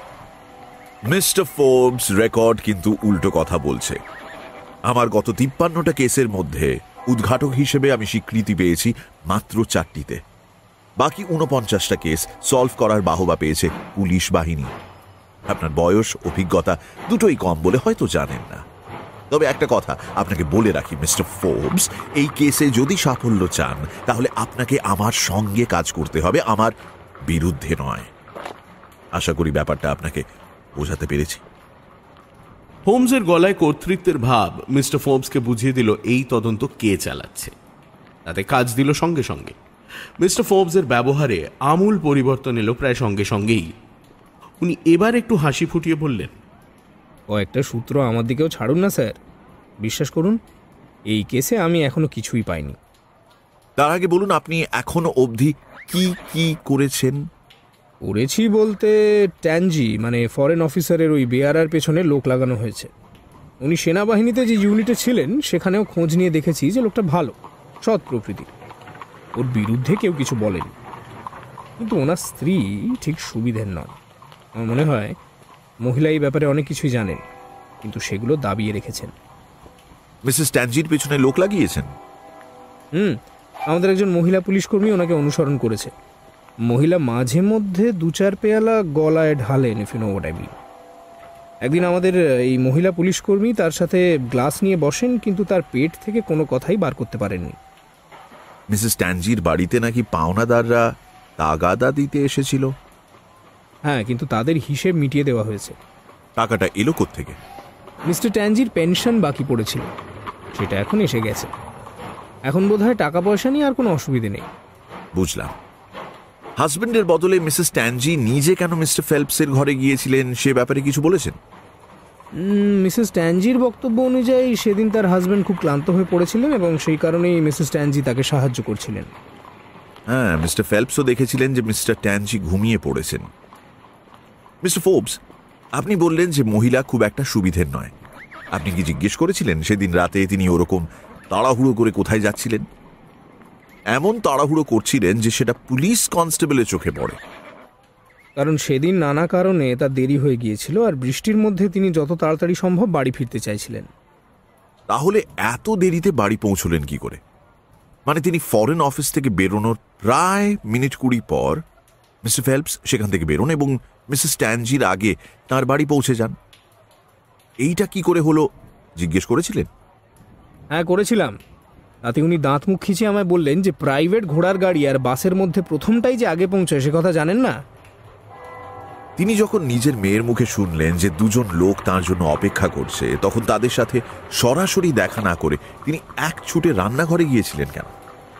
কারণ পাওনাদারদের জন্য বরাদ্দ টাকাটা উনি সেখানেই গচ্ছিত রেখেছিলেন। ভদ্র মহিলা দেখছি সব প্রশ্নের জন্য একটা করে উত্তর তৈরি করে রেখেছেন। আচ্ছা মিস্টার ফোর্বস, মিসেস ট্যানজি চার্লস স্ট্রিটের ফরেন অফিস থেকে বেরোনোর সময় ওখানে কাউকে ঘুরঘুর করতে দেখেছিলেন কি? উনি বলেন যে ওই কনস্টেবল ছাড়া কাউকে দেখেননি। মিস্টার ফোর্বস, আমায় স্বীকার করতেই হচ্ছে যে ক্রস এক্সামিনেশনের কাজটা আপনি খুব ভালোভাবেই করেছেন। আর কি কি করেছেন? চার্লস গোরট নামের ওই ক্যারানির পেছনেও লোক লাগিয়েছি, কিন্তু তার বিরুদ্ধে কেস তৈরি করার মতো কিছুই পাইনি। আর কিছু? আর কিছু নেই স্যার, এক কুচি প্রমাণও এই কদিনে আমাদের হাতে আসেনি। আচ্ছা, আপনি তো এই কেসটা নিয়ে এতদিন চর্চা করলেন, একটা ধারণা নিশ্চয়ই আপনার মনে তৈরি হয়েছে। আপনার কি মনে হয় সেদিন ওই বেল কেন বেজেছিল? বিশ্বাস করুন স্যার, এই ব্যাপারটা আমার মাথাতেও ঢুকছে না।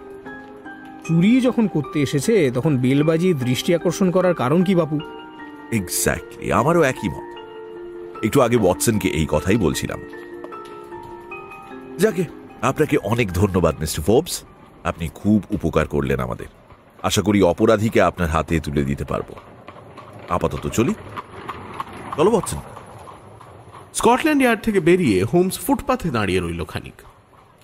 কোন দিকে যাবে বুঝতে পারছে না, সে কথা জিজ্ঞেস করায় দ্বিধাহীন গলায় উত্তর দিল, এবার লর্ড হোল্ডহার্স্টের সাথে দেখা করার পালা ওয়াটসন। ভদ্রলোক রীতিমতো হোমরা চোমরা, ক্যাবিনেটের একজন প্রভাবশালী মন্ত্রী, ভবিষ্যতের প্রধানমন্ত্রী বললেও অত্যুক্তি হয় না। ডাউনিং স্ট্রিটে পৌঁছে নিজেদের কার্ড পাঠালাম। আমাদের অপেক্ষা করতে বলা হলো। লর্ড হোল্ডহার্স্ট নিজে চেম্বারেই ছিলেন। খানিক পর আমাদের ডেকে পাঠালেন। তার ঘরে ঢুকে আমার মাথা ঘুরে যাওয়ার জোগাড়। দামি আসবাব আর পুরু কার্পেটে মোড়া চেম্বার, পাশে রাজকীয় ফায়ারপ্লেস। চেম্বারের যেমন অভিজাত চেহারা তেমনি আভিজাত্যপূর্ণ আচরণ চেম্বারের কর্তার। আমাদের দেখে উঠে দাঁড়িয়ে একটু নিচু অথচ ওজনদার গলায় বললেন, মিস্টার হোমস, ডক্টর ওয়াটসন, আপনারা আমার চেম্বারে, এর যে পরম সৌভাগ্যের ব্যাপার। হাতের ইশারায় লর্ড হোল্ডহার্স্ট দুটো মোটা আরামদায়ক গদি আঁটা কেদারা দেখিয়ে দিয়ে আমাদের বসতে বললেন। ভদ্রলোকের লম্বা দোহারা চেহারা, প্রশস্ত কপাল, মুখ চোখে তীক্ষ্ণতার ছাপ স্পষ্ট, কোঁকড়া চুলে সামান্য পাক ধরেছে। হোমসের দিকে তাকিয়ে মার্জিত গলায় বললেন, আপনার তো ভুবন জোড়া খ্যাতি মিস্টার হোমস। আপনার নাম অনেক শুনেছি এবং কোন কারণে আপনি এখানে এসেছেন সেটাও জানি। এখন এই অফিসে একটি বিষয়ে গুঞ্জন চলছে, কিন্তু আলোচনা শুরু করার আগে একটা কথা জিজ্ঞেস করি। আপনি এখানে কার প্রতিনিধি হয়ে এসেছেন? মিস্টার পার্সি ফেলপসের। বুঝেছি। আপনি তাহলে নিশ্চয়ই জানেন যে পার্সি সম্পর্কে আমার ভাগ্নে হয় এবং সেই কারণেই ওকে বাঁচানো আমার পক্ষে আরো কঠিন। পার্সি ছেলে খারাপ নয়, কিন্তু ভাগ্যের ফেরে আজ সমস্যার মধ্যে পড়েছে। এই সমস্যা তার ক্যারিয়ারের পক্ষে ভীষণ ক্ষতিকর, কিন্তু চুক্তির কাগজটা যদি খুঁজে পাওয়া যায় তাহলে আলাদা ব্যাপার, সবকিছুই মিটে যাবে।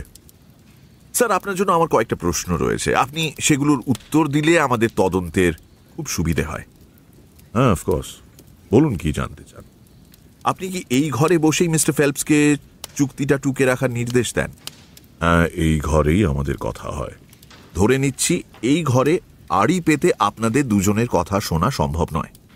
একেবারেই নয়, প্রশ্নই ওঠে না। মিস্টার ফেলপসকে যে আপনি এই চুক্তির কাজটা দিতে চলেছেন সে কথা অন্য কাউকে বলেছিলেন কি? না, বলিনি। আপনি নিশ্চিত? 100% নিশ্চিত মিস্টার হোমস। তাহলে ব্যাপারটা কি দাঁড়াচ্ছে? আপনি এবং মিস্টার ফেলপস দুজনেই এই ব্যাপারে কাউকে কিছু বলেননি। তাহলে সেই ঘরে চোরের আগমন এবং চুক্তির কাগজটা নিয়ে তার হাওয়া হয়ে যাওয়াটা পুরো তালেগোলে হয়ে গিয়েছে। সে ঘরে ঢুকে দেখে টেবিলের ওপর চুক্তিপত্র পড়ে রয়েছে এবং সে সুযোগের সদ্ব্যবহার করে। হোমসের কথা শুনে লর্ড হোল্ডহার্স্ট হেসে ফেলে সেই একই রকম নিচু গলায় বললেন,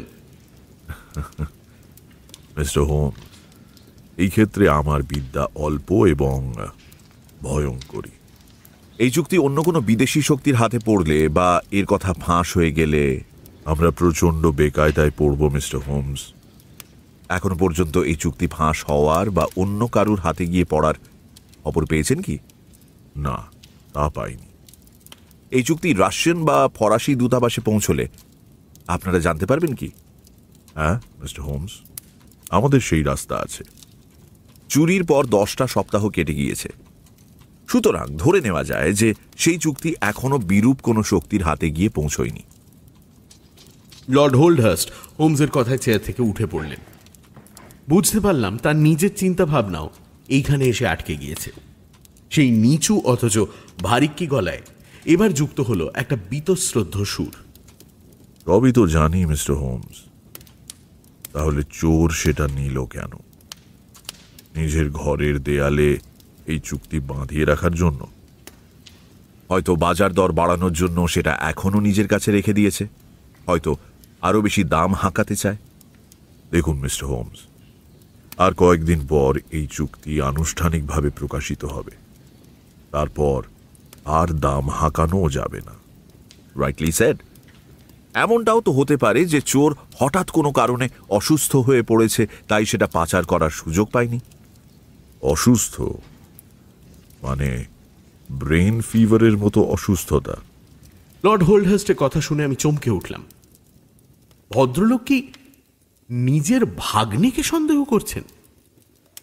হোমস দেখলাম এই কথা শুনেও শান্ত গলাই বলল, হতেও পারে আবার নাও হতে পারে। লর্ড হোল্ডহার্স্ট, এতটা সময় দেওয়ার জন্য আমরা আপনার কাছে কৃতজ্ঞ।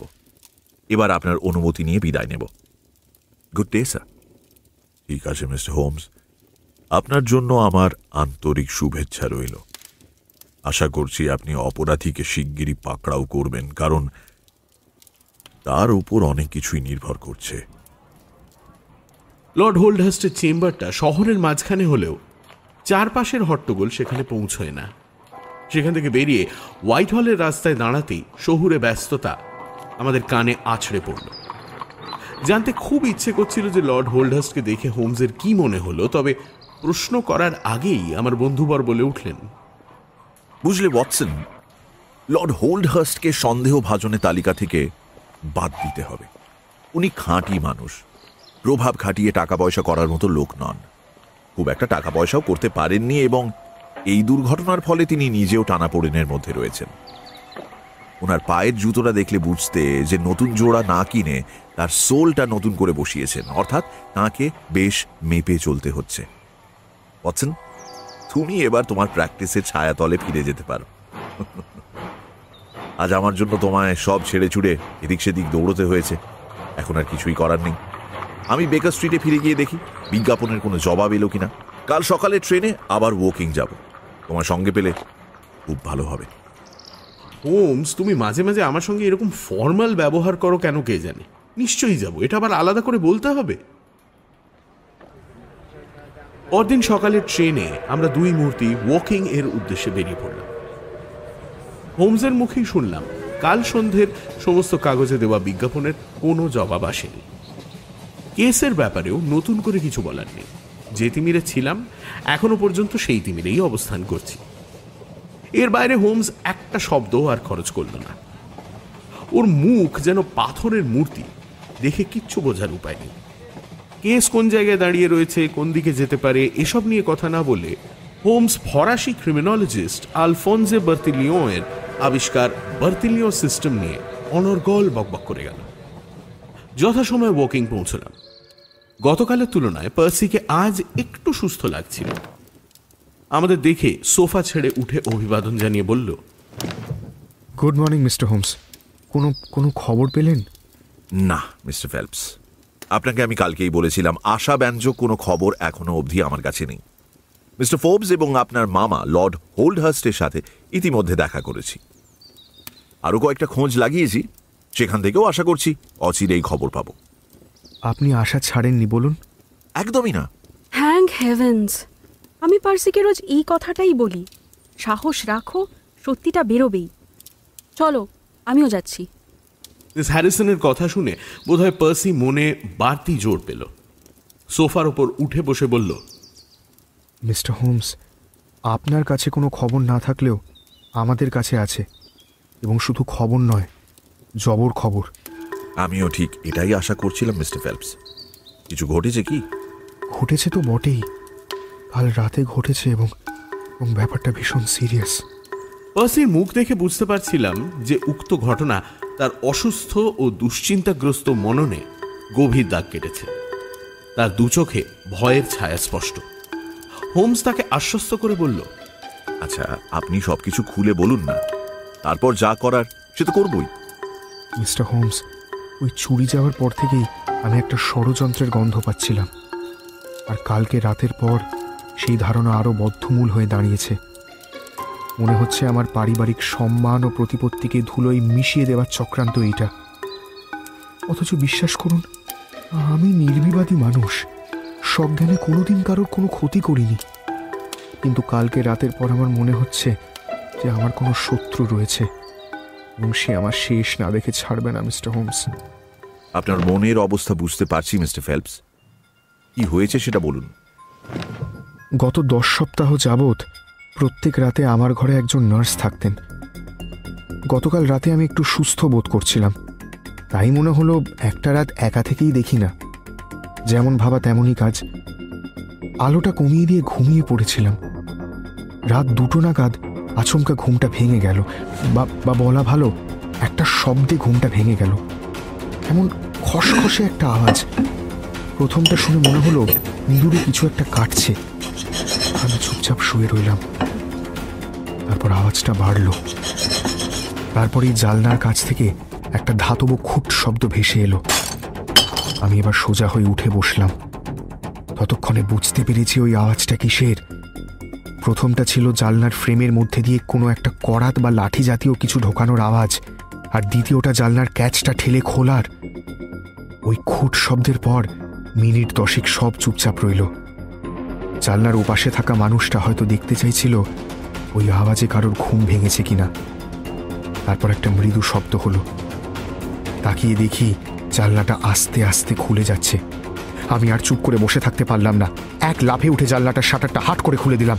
দেখি দেখি দেখি একটা লোক জানলার বাইরে গুঁড়ি মেরে বসে আছে। লোকটার পরনে একটা ভারী ওভারকোট, যার উঁচু কলার তার মুখের নিচের অংশটা ঢেকে রেখেছে। লোকটা আমায় দেখেই উল্টো মুখ করে দৌড় দিল। আর আমি বুঝলাম লোকটা নিরস্ত্র ছিল না মিস্টার হোমস। ওর হাতে লম্বা ছুরি জাতীয় কিছু ছিল। চাঁদের আলোয় ফলাটা চকচক করছিল মিস্টার হোমস। বাহ, দারুণ ইন্টারেস্টিং ব্যাপার তো। তারপর আপনি কি করলেন? আমার শরীর ঠিক থাকলে ওই অনুপ্রবেশকারী অত সহজে পার পেত না। আমি ওর পিছনে ঠিক ধাওয়া করতাম। একবার ভেবেও ছিলাম, কিন্তু এই শরীর নিয়ে 2 কদম জোরে হাঁটলেই হাঁপিয়ে উঠি। দৌড়বো আর কি করে? আমি তারপরে আমার ঘরে থাকা বেলটা সজোরে বাজালাম। কিন্তু বেলটা আছে আমাদের রান্নাঘরে, আর আমাদের চাকর বাকরদের ঘর ওপরতলায়। তাই একটু সময় লাগলো। বেল বাজানোর সঙ্গে সঙ্গে আমি চেঁচিয়ে বাড়ি মাথায় তুলে নিয়েছিলাম। চিৎকার শুনে জোসেফ ওপরতলা থেকে নেমে আসে। ওই সকলকে জাগিয়ে তুলল। তারপর আলো নিয়ে বেরোনো হলো। জানলার বাইরে পায়ের ছাপ পাওয়া গেল, কিন্তু গত কদিন বৃষ্টি না হওয়ায় মাটি একেবারে শুকনো খটখটে ছিল, তাই পায়ের ছাপ ওই ঘাস জমির ওপাশে পাওয়া যায়নি। আমাদের বাগান আর রাস্তার মাঝে কাঠের বেড়া রয়েছে। জোসেফ আর আমাদের আস্তাবল দেখাশোনা করা ছেলেটা আলো নিয়ে ঘুরে এসে বলল, আমাদের রাতের অতিথি সম্ভবত বেড়া টপকে পালিয়েছে, কারণ একদিকের বেড়ার মাথাটা ভেঙে গেছে। আমি ভাবলাম আগে আপনার পরামর্শ নিই, তারপর প্রয়োজন হলে পুলিশকে জানাবো না হয়। পার্সির নৈশ অভিযানের কথা শুনে দেখলাম হোমস বেশ উত্তেজিত হয়ে পড়েছে। হাঁটুতে একটা চাপড় মেরে চেয়ার ছেড়ে উঠে সে ঘরের মধ্যে পায়চারি জুড়ে দিল। পার্সি তখনও করুণ গলায় বিলাপ চালিয়ে যাচ্ছে। মানসিক উৎকণ্ঠা, শারীরিক অসুস্থতার সাথে এবার যুক্ত হয়েছে গতকাল রাতে ওই অনাহুত আগন্তুকের বাড়িতে হানা দেওয়া। মিস্টার হোমস, আমি আর পারছি না। মনে হচ্ছে আমার দুর্ভাগ্যের অন্ত নেই। আপনার সময়টা ভালো যাচ্ছে না মিস্টার ফেলপস। তো আপনি এখন কেমন বোধ করছেন? মানে আমার সাথে বাড়ির চারপাশে একটা চক্কর দিতে পারবেন কি? হ্যাঁ, তা পারবো মনে হয়। এই মিঠে রোদে হাঁটাহাঁটি করলে ভালোই লাগবে। জোসেফকেও ডেকে নিচ্ছি। হ্যাঁ, নিশ্চয়ই ডেকে নিন। চলো, আমিও যাচ্ছি। অ্যানি হ্যারিসন আমাদের সাথে আসার ইচ্ছা প্রকাশ করতেই হোমস একটা বেখাপ্পা কথা বলে বসল। গম্ভীর গলায় তাকে বলল, না মিস হ্যারিসন, আপনার আসার দরকার নেই। অ্যানি হ্যারিসন আমাদের সাথে আসার জন্য উঠে দাঁড়িয়েছিলেন। হোমসের কথা শুনে আবার চেয়ারে বসে পড়লেন। ওই স্বরকে অগ্রাহ্য করার ক্ষমতা কারণ নেই। অ্যানির মুখ দেখেই বোঝা গেল তিনি হোমসের আদেশ পালন করলেও বেজায় বিরক্ত হয়েছেন। হোমস মাঝে মাঝে এমন একটা কাজ করে না। জোসেফ আমাদের সাথে বাড়ির আশেপাশে ঘুরে বেড়ালেন। বাইরের লনটা ঘুরে পার্সির বেডরুমের জানলার বাইরে এসে আমরা দাঁড়ালাম। মাটিতে পায়ের ছাপ রয়েছে, কিন্তু সেগুলো এতটাই অস্পষ্ট যে সেখান থেকে কিছুই বোঝা বা জানা যাবে না। হোমস উবু হয়ে বসে সেই দাগগুলো খানিক পরীক্ষা করল, তারপর উঠে কাঁধ ঝাঁকিয়ে বলল, আমার মনে হয় না এর থেকে কিছু বোঝা যাবে। প্রশ্ন হচ্ছে, চোর এই ঘরটাই বেছে নিল কেন? ড্রয়িং বা ডাইনিং রুমের বড় জানালা দিয়ে সে আরো সহজে বাড়িতে ঢুকতে পারত। Why this room? ওয়াই? চলুন তো বাড়িটা আরেকবার ঘুরে দেখি। ড্রয়িং রুম বা ডাইনিং রুমটা থেকে রাস্তা দেখা যায়। এই জানলাটা একটু আড়ালে আছে, তাই জন্যই হয়তো। হতে পারে। আচ্ছা, এখানে একটা দরজা রয়েছে, এইটা কিসের? এইটা ভেঙেও তো সে ঘরে ঢুকতে পারত। বাড়িতে যারা কাজ করতে আসেন এই দরজাটা তাঁদের জন্য। রাত্রিবেলায় লকড থাকে। বাড়িতে আগে চোর এসেছে কখনো? না, কোনোদিনও না। বাড়িতে মহামূল্যবান কিছু রয়েছে কি যা হাতাতে চোর আসতে পারে? না তো, এমন কিছুই নেই। হোমস পকেটে হাত দিয়ে লনের ঘাসে ঘোরাফেরা করলো কিছুক্ষণ। বুঝতে পারছি ওর হিসেবে কোথাও একটা গড়বড় হচ্ছে।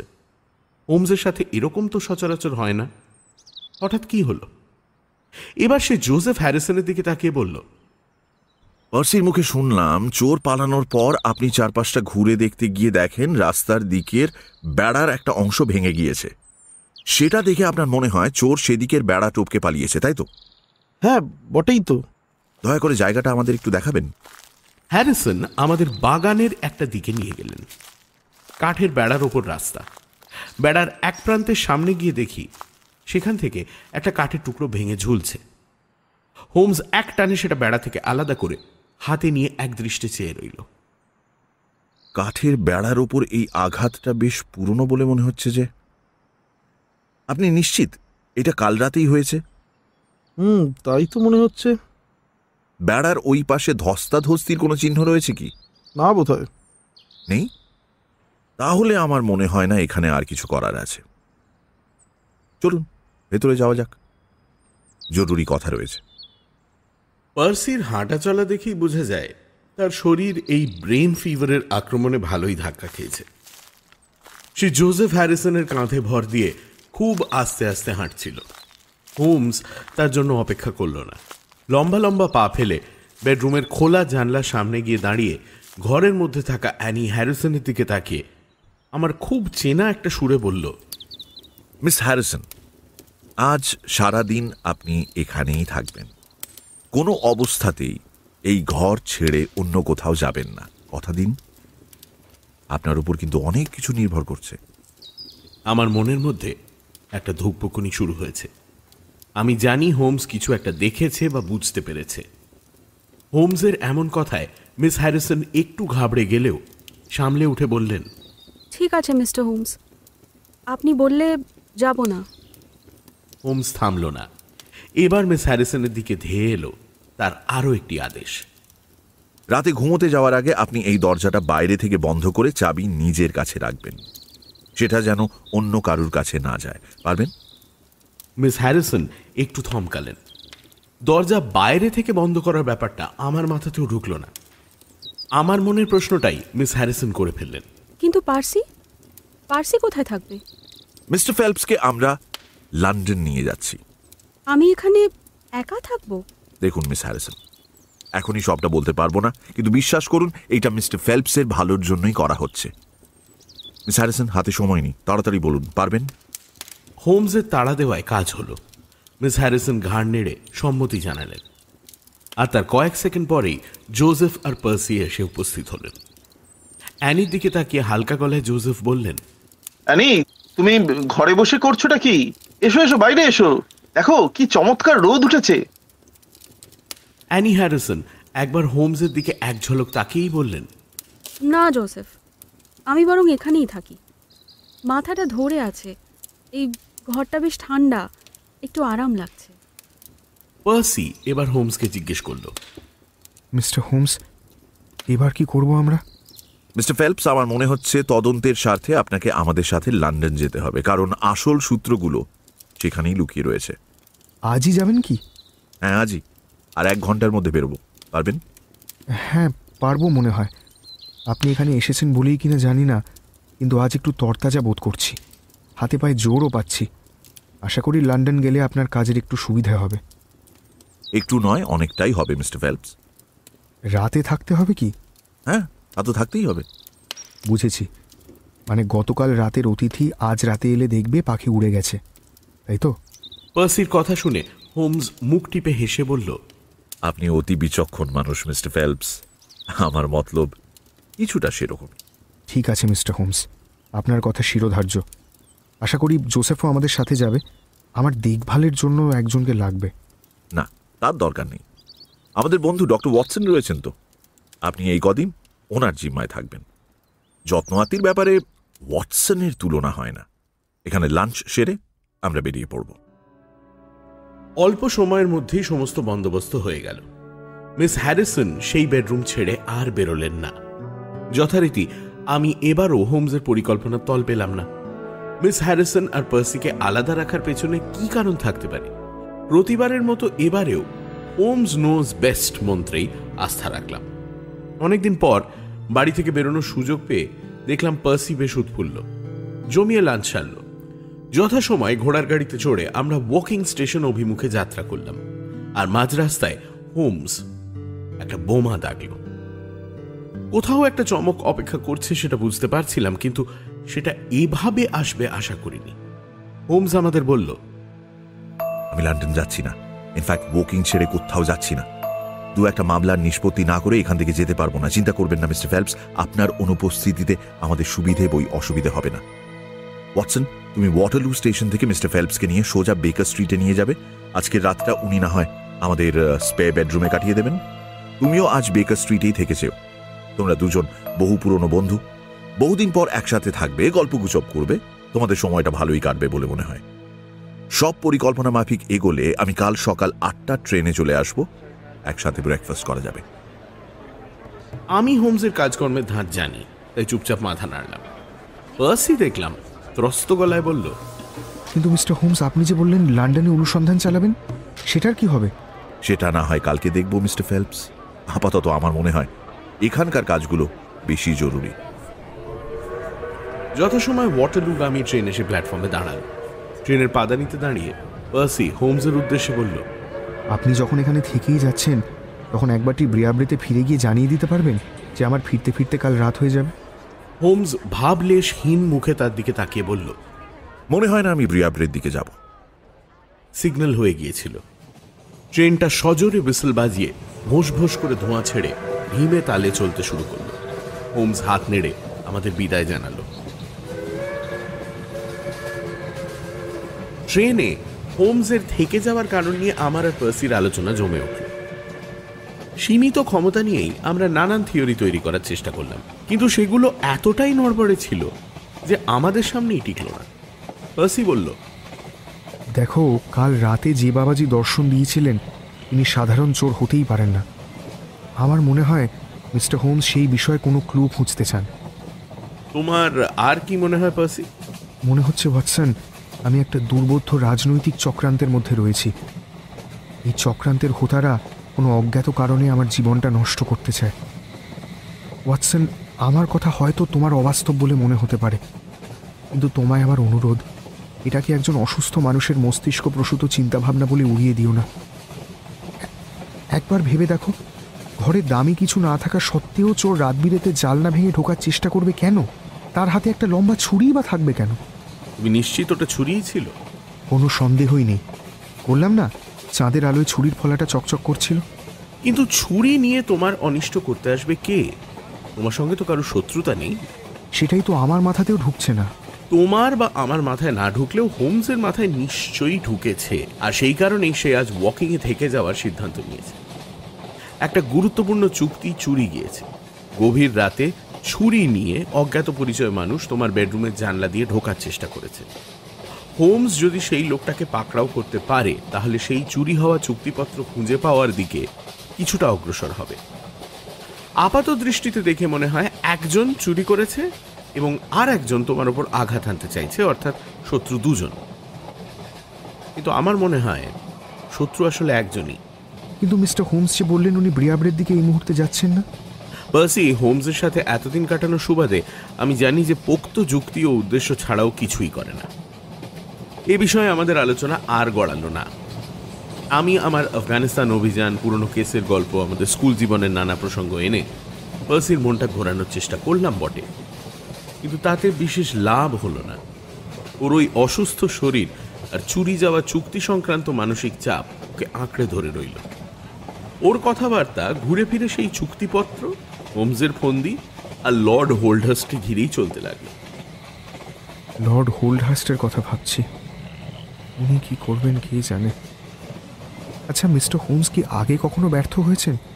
মানে ওয়াটসন, বুঝতেই পারছো এই কেসে যদি মিস্টার হোমস না। হোমসের কথা মতো লন্ডনে পৌঁছে আমি পার্সিকে নিয়ে সোজা বেকার স্ট্রিটে চলে গেলাম। স্থানান্তরেও পার্সির ভাবান্তর হলো না।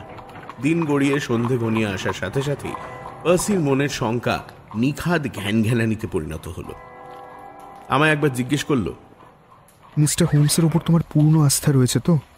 পার্সি, আমি হোমসকে এমন সব কাজ করতে দেখেছি যেগুলো অন্য কারোর পক্ষে সম্ভব নয়। কিন্তু এরকম অন্ধকারাচ্ছন্ন কেসে তাকে কাজ করতে দেখেছো কখনো? এর চেয়েও কঠিন কেসে হোমসকে সাফল্য পেতে দেখেছি। এমন সব কেস যেখানে ক্লু বলতে কিচ্ছু নেই। সেখানে এরকম জাতীয় সুরক্ষা বা স্বার্থের মতো বিষয় ছিল? সেটা বলতে পারবো না, তবে হোমস একবার এমন একটা কেস সলভ করে যেখানে ইউরোপের 3টে প্রসিদ্ধ রাজবংশের সম্মান জড়িত ছিল। মিস্টার হোমসের মুখ দেখে বোঝার উপায় নেই তার মনে কি চলছে। আচ্ছা আচ্ছা আচ্ছা ওয়াটসন, তুমি এতদিন মিস্টার হোমসের সাথে কাটিয়েছো, ওনাকে তোমার মতো কেউ চেনে না, চিনবেও না। তোমার কি মনে হয় উনি এই ব্যাপারে কিছু জানতে পেরেছেন?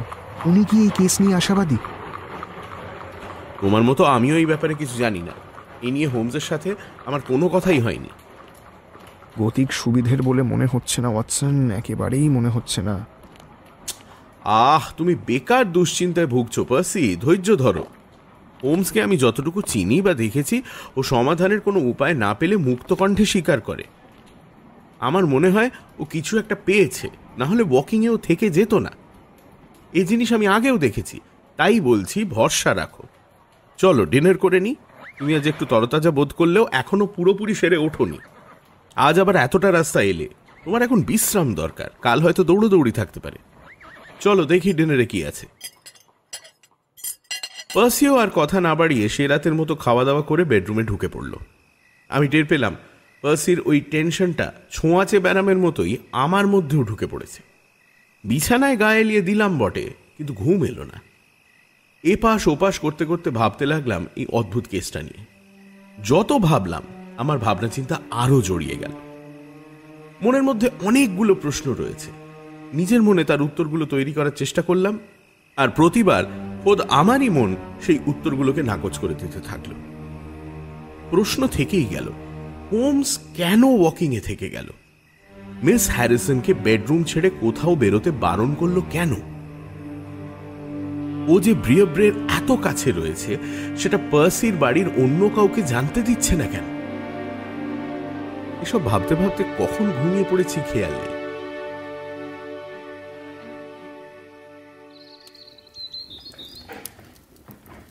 ঘুম ভাঙলো সকাল 7টায়। চটপট হাত মুখ ধুয়ে পার্সির ঘরে গিয়ে দেখি সে খাটের উপর উঠে বসে রয়েছে। শুকনো মুখ চোখ দেখেই বোঝা যাচ্ছে সারা রাত দু চোখের পাতা এক করতে পারেনি। আমার দিকে তাকিয়ে মুখ খোলার আগেই বুঝে গেলাম সে কি প্রশ্ন করতে চলেছে। আমি হাত তুলে বললাম, হোমস ফেরেনি এখনো, তবে অল্প কিছুক্ষণের মধ্যেই এসে যাবে। 8টার ট্রেনে যখন আসবে বলেছে তখন আসবেই। হোমস এক কথার মানুষ, ঠিক আছে? উফ, আমার কথার মান রাখতেই যেন 8টার একটু পরেই বেকার স্ট্রিটের বাইরে একটা ঘোড়ার গাড়ি এসে দাঁড়ালো। আমি জানলা দিয়ে তাকিয়ে দেখলাম হোমস গাড়ি থেকে নামছে আর তার বাঁ হাতটা ব্যান্ডেজ করা। কি হয়েছে হোমসের? মুখ চোখও কেমন বসে গিয়েছে। আমার দিকে তাকিয়ে হাত নেড়ে ও দরজা দিয়ে ঢুকলো, কিন্তু সিঁড়িতে সঙ্গে সঙ্গে তার পায়ের আওয়াজ পেলাম না। হোমসের ওই মূর্তি দেখে পার্সি ফেলপস একেবারে হাল ছেড়ে দিয়ে ভেঙে পড়ল। এতক্ষণ ভাবছিল হোমস এসে কোনো ভালো খবর দেবে, কিন্তু তাকে ওই অবস্থায় দেখে তার মনের শেষ আশাটুকুও যেন ফুঁ দিয়ে নিভিয়ে দিল। পার্সি প্রায় আর্তনাদ করে উঠল। মিস্টার হোমস ভালো খবর আনেননি। আমি ঠিক বুঝেছি ওনার সাথে ভালো খবর নেই। সব শেষ হয়ে গেল। ঈশ্বর, এবার আমি কি করব ঈশ্বর। আমি নিজেই তখন হোমসকে দেখে দমে গেছি। পার্সিকে আর কি অভয় দেব? আমি একটা বৃথা চেষ্টা করলাম। হয়তো ওয়াকিং এ নয়, লন্ডনেই রহস্যের সমাধান হবে। আগে শুনি হোমস কি বলে। কে জানে কি বলবেন। সে এত আশা করেছিলাম, কিন্তু ওয়াটসন মিস্টার হোমসের হাতে ব্যান্ডেজ দেখলাম, মনে হলো কালকে তো সেটা দেখিনি। কি হলো হঠাৎ? আমিও তাই ভাবছি পার্সি। আমাদের জল্পনা কল্পনার মধ্যেই হোমস ঘরে এসে ঢুকলো। আমি প্রায় তার উপর হামলে পড়ে বললাম, এ কি ব্যাপার? তোমার হাতে ব্যান্ডেজ কেন? কি হয়েছে তোমার? কোথায় আঘাত পেলে? আরে অত ব্যস্ত হওয়ার কিছু নেই, খুবই মামুলি একটা আঁচড়। দেখেছো, আসল কথাটা বলতেই ভুলে গিয়েছি। Good morning my dear Watson. Good morning mister Phelps. নিজের দোষেই এই চোট পেয়েছি। মিস্টার ফেলপস, আমি বাঘা রহস্যের সমাধান করেছি, কিন্তু আপনার এই চুক্তিপত্র চুরি হওয়ার কাজটা নিঃসন্দেহে আমার জীবনের অন্যতম কঠিন সমস্যা হয়ে দাঁড়িয়েছে। এরকম অভিজ্ঞতা আগে কখনো হয়নি। কিন্তু মিস্টার হোমস, আমার এই ভেবে ভয় হচ্ছে যে আপনি হাল ছেড়ে দিচ্ছেন। পার্সি, সেসব কথা পরে হবে। হোমস, আমার মনে হচ্ছে তোমার হাতের ব্যান্ডেজ এই রহস্যের সঙ্গে যুক্ত।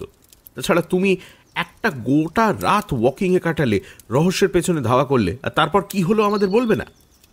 100 বার বলবো, কিন্তু তার আগে ব্রেকফাস্ট করা দরকার।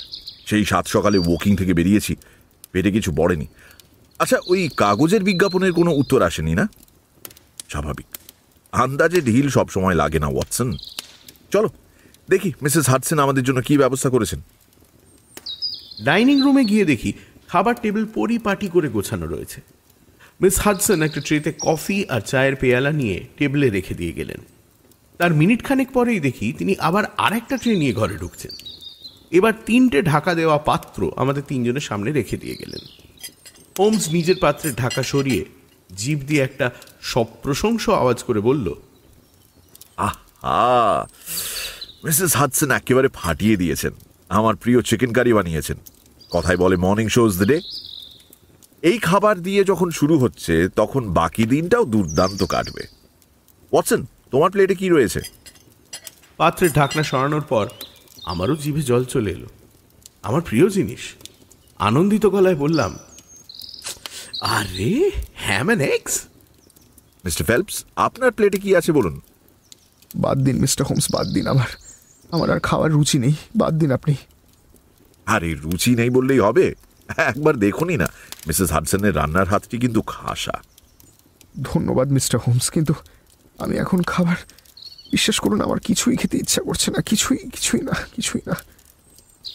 এবার দেখলাম হোমসের চোখে একটা আলগা দুষ্টুমি মেশানো মজা খেলে বেড়াচ্ছে। ব্যাপার কি? গলায় মেকি আফসোস ফুটিয়ে হোমস বলল, এই দুর্ভাগ্য আমাদের। আপনি প্রথমবার আমাদের বাড়ি এলেন, অথচ এমন উপাদেয় ব্রেকফাস্ট করতে চাইছেন না। আচ্ছা, আপনি যদি না খান তাহলে ওই পাত্রের ঢাকনাটা সরিয়ে আমার দিকে এগিয়ে দিন। আমার যা খিদে পেয়েছে তাতে আমি একসাথে আপনাদের তিনজনের খাবারও খেয়ে নিতে পারি। ম্যাজিকটা হলো এইবার।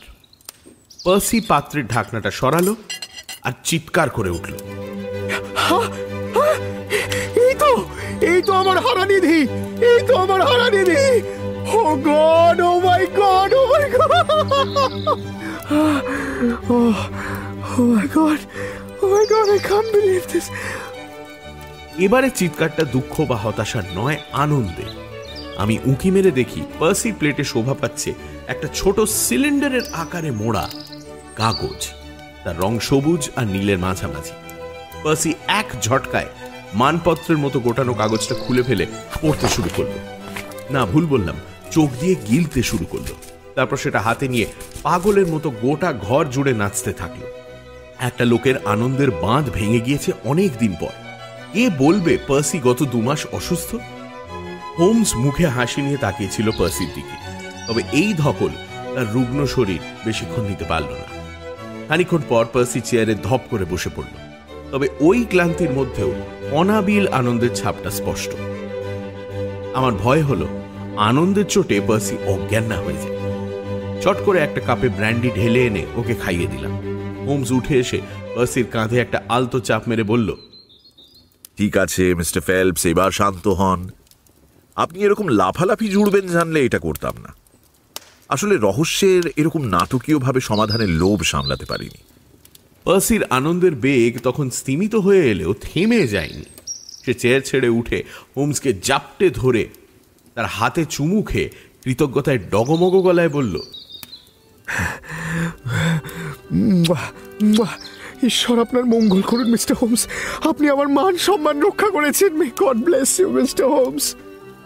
মিস্টার ফেলপস, এখানে শুধু আপনার নয়, আমার সম্মানও জড়িয়েছিল। আপনি ভরসা করে দায়িত্ব দিয়েছিলেন, তার প্রতি যথাযথ মর্যাদা দেখাতে না পারলে আমি নিজের চোখেই ছোট হয়ে যেতাম।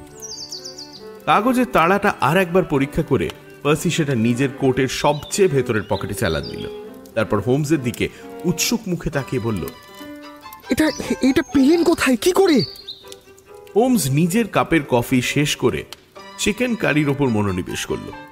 তারপর হাত ধুয়ে আয়েশ করে পাইপটা ধরিয়ে বলল, তোমাদের ট্রেনে তুলে দিয়ে আমি সারের মাঠে ঘাটে ঘুরে বেড়ালাম। জায়গাটা নয়নাভিরাম বললেও কম বলা হয়। ওই চত্বরে রিপলি নামের একটা চমৎকার গ্রাম রয়েছে। সেখানকার এক সরাইখানায় চুটিয়ে চা খেলাম। তার স্বাদ এমনই যে ফ্লাস্ক ভর্তি করে নিলাম, সঙ্গে স্যান্ডউইচও নিয়ে নিলাম। কখন খিদে পায় ঠিক নেই। সূর্য ডোবার পর আমি ব্রিয়াব্রের বাইরে এসে দাঁড়ালাম, একটু অপেক্ষা করলাম। এমনিতেই ওই রাস্তায় লোকজন বেশি যাতায়াত করে না, তবুও সাবধানের মান নেই। যাই হোক, সুযোগ বুঝে কাঠের বেড়া টপকে লনে নামলাম। কিন্তু টপকাতে গেলেন কেন? দরজা তো খোলাই ছিল। আমার পছন্দগুলো একটু বেয়ারা মিস্টার ফেলপস। আমি বাগানের একটা বিশেষ জায়গা বেছে নিয়েছিলাম, যেখানে 3টে ফার গাছ রয়েছে। সেখানে জমিয়ে বসলাম।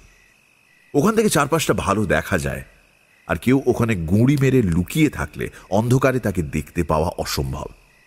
আমার ট্রাউজারের অবস্থা দেখে বুঝতেই পারছেন ভালো মতোই কাদামাটি ঘাঁটতে হয়েছে। যাই হোক, আমি প্রায় হামাগুড়ি দিয়ে একটা ঝোপ থেকে আরেকটা ঝোপে গিয়ে শেষমেশ মিস্টার ফেলপসের বেডরুমের জানলার পাশে রডোডেনড্রনের ঝোপের মধ্যে গিয়ে লুকোলাম। আবার শুরু হলো অপেক্ষা। আপনার ঘরের পর্দা টানা ছিল না, তাই স্পষ্ট দেখতে পেলাম মিস হ্যারিসন ঘরের মধ্যে বসে রয়েছেন, এক মনে বই পড়ছিলেন। রাত 11:15 নাগাদ তিনি বই টেবিলে রেখে জানালাগুলো বন্ধ করে আমার কথা মতো দরজায় তালা দিয়ে বেরিয়ে গেলেন। চারপাশ নিস্তব্ধ, তাই দরজায় চাবি ঘোরানোর শব্দটা স্পষ্ট শুনতে পেলাম। কি বলছেন মিস্টার হোমস? চাবি দিয়ে বেরিয়ে গেলেন? হ্যাঁ, আমি ওনাকে বলেছিলাম বেডরুমের দরজাটা বাইরে থেকে লক করে দিতে। মিস্টার ফেলপস, আপনার কোটের ভেতরের পকেটে ওই চুক্তিপত্র থাকা আর না থাকার মধ্যে তফাৎ গড়ে দিয়েছে মিস হ্যারিসনের সহযোগিতা। তাকে যা যা করতে বলা হয়েছিল তিনি তা করেছেন, আর শুধু করেননি, অক্ষরে অক্ষরে পালন করেছেন। তিনি আলো নিভিয়ে বেরিয়ে গেলেন, আর নিস্তব্ধতার সঙ্গী হিসেবে আমি এবার পেলাম অন্ধকারকে। রডোডেনড্রনের ঝোপের আড়ালে চুপচাপ বসেই রইলাম। এমনিতে কোনো অসুবিধা আমার হচ্ছিল না। চমৎকার আবহাওয়া, হালকা বাতাস বইছে। সৌভাগ্যক্রমে বৃষ্টি বাদলা বা আকাশে মেঘের লেশ মাত্র নেই। কিন্তু একই জায়গায় গুঁড়ি মেরে অপেক্ষা করাটা একটা সময়ের পর বড্ড একঘেয়ে হয়ে যায়। ওই একঘেয়েমি থেকেই আসে ক্লান্তি। যদিও কাল রাতে আমার মনে একটা চাপা উত্তেজনা ছিল। ছিপ তো ফেলেছি, এবার মাছ এসে চারা খায় কিনা সেটাই দেখার। জানো ওয়াটসন, সেই স্পেকলড ব্যান্ড কেসটার কথা মনে পড়ছিল। মনে আছে সেবারও আমি আর তুমি একটা ঘরে অনেকক্ষণ অপেক্ষা করেছিলাম। দূর থেকে একটা ঘড়ি 15 মিনিট অন্তর অন্তর ঢং ঢং শব্দ করে সময়ের জানান দিচ্ছিল। সেটাও মনে হয় একটা সময়ের পর থেমে গেল। তো এভাবেই কাটলো বেশ কিছুক্ষণ। রাত 2টো নাগাদ একটা মৃদু শব্দে আমি টান টান হয়ে বসলাম। এই শব্দটা আমি চিনি, আমরা সবাই চিনি। দরজায় চাবি ঘোরানোর শব্দ। আমি আবছা আলোতে দেখলাম বাড়ির পাশে দরজাটা আস্তে আস্তে খুলে যাচ্ছে। মানে যে দরজা দিয়ে বাড়ির ভৃত্য বা অন্যান্য কাজে আসা মানুষরা যাতায়াত করেন। একসময় দরজাটা পুরো খুলে গেল, আর সেখান থেকে বেরিয়ে এলো একটা লোক। লোকটার মাথা দেখা যাচ্ছে, কিন্তু একটা মোটা কালো কোট তার মুখের অনেকটাই ঢেকে রেখেছে, যাতে কেউ দেখতে পেলেও তাকে চিনতে না পারে। আমার অবশ্য তাকে চিনতে অসুবিধা হয়নি। লোকটাকে আপনারা সবাই চেনেন, জোসেফ হ্যারিসন। কি? এই ঈশ্বর, জোসেফ! কি বলছেন আপনি মিস্টার হোমস? জোসেফ? হ্যাঁ, জোসেফ হ্যারিসন বাড়ি থেকে বেরিয়ে এলেন। পা টিপে টিপে আপনার ঘরের জানালার কাছে এসে দাঁড়ালেন। তার হাতে কিছু একটা ছিল, এতক্ষণ ঠাহর করতে পারছিলাম না ঠিকঠাক। এবার দেখলাম সেটা একটা লম্বা ফলা বিশিষ্ট ছুরি। তিনি জানালার ফ্রেমের মাঝে সেই ছুরিটা ফাঁসিয়ে দিলেন। তারপর তার উপর চাপ সৃষ্টি করে জানালার ক্যাচটা পিছন দিকে ঠেলে সেটা খুলে ফেললেন। মিস্টার হ্যারিসন স্বপ্নেও ভাবেননি যে কেউ তার উপর নজর রাখছে। রডোডেনড্রনের ঝোপটা এতটাই ঘন যে সেটা বোঝা সম্ভবও ছিল না। যদিও আমি সবকিছুই স্পষ্ট দেখতে পাচ্ছিলাম উনি ঘরের মধ্যে কি করছেন। মিস্টার হ্যারিসন ঘরে গিয়েই 2টো মোমবাতি জ্বালিয়ে ম্যান্টেল পিসের উপর রাখলেন। তারপর ঘরের দরজার পাশে কার্পেটের একটা অংশ গুটিয়ে তুলে ফেললেন। আমি প্রায় নিঃশ্বাস বন্ধ করে দেখছি মিস্টার হ্যারিসন ঘরের মধ্যে এদিক ওদিক তাকাচ্ছেন, কিন্তু খুঁজে পাচ্ছিলেন না। খানিক হাতড়ানোর পর দেখলাম একটা চৌকো বোর্ড মেঝে থেকে তুলে ফেললেন। এখান থেকেই গ্যাসের পাইপ ঘুরে রান্নাঘরের দিকে চলে গিয়েছে। দেখলাম তিনি সেই গর্ত থেকে সিলিন্ডারের আকারের একটা গোটানো মানপত্র জাতীয় কিছু বের করলেন। বুঝতে অসুবিধে হলো না যে এটাই সেই চুক্তিপত্র। তারপর উনি কাগজটা কোটের পকেটে পুরে বোর্ডটা যথাস্থানে বসিয়ে কার্পেটটা টেনে দিলেন। আমি তখন ঝোপ থেকে বেরিয়ে জানালার পাশে এসে দাঁড়িয়েছি। উনি বেরোনো মাত্র আমি নম্র গলাতেই তাকে বললাম, mister Harrison, I will take it from here. আপনি অনেক পরিশ্রম করেছেন, কিন্তু জিনিসটা আপনার নয়। এর জন্য পার্সিকে অনেক ঝড়ঝাপটা পোহাতে হয়েছে। তাই দয়া করে কাগজটা আমার হাতে তুলে দিন। কিন্তু এর ফল হলো অপ্রত্যাশিত। আমি ভাবতেও পারিনি হাসি খুশি চেহারার জোসেফ হ্যারিসনের মধ্যে এতটা হিংস্রতা রয়েছে। উনি একটা চাপা হুঙ্কার দিয়ে হাতের ছুরিটা আমার দিকে তাক করে লাফ মারলেন। তুই এখানে নজরদারি করতে এসেছিস? দেখাচ্ছি তোকে। আজ তোকে কেটে রেখে দেব। উনি ছুরিটা পাগলের মতো ঘোরাচ্ছিলেন। আমি প্রথমবার একপাশে সরে গিয়ে নিজেকে বাঁচিয়ে বললাম, মিস্টার হ্যারিসন, আপনি মিথ্যে এত লড়াই করছেন। আমার অনিষ্ট হলে আপনিও পার পাবেন না। কে চায় পার পেতে? আমি শুধু চাই তোর গলাটা নামিয়ে দিতে। মিস্টার হ্যারিসন আবার আমার দিকে লাফ মেরে ছুরিটা চালালেন। আমি নিজেকে বাঁচানোর চেষ্টা করলেও এবার আর পারলাম না। ছুরির ফলাটা আমার বাঁ হাতে একটা আলগা আঁচড় কাটল। ছুরিটা ধারালো হওয়ায় ওই আলগা আঁচড়ই রক্ত ঝরল। বুঝলাম একে বলপূর্বক শান্ত করতে হবে। মিস্টার হ্যারিসনের কান আর চোয়ালের মাঝামাঝি একটা আপার কাট ঝাড়তে হলো।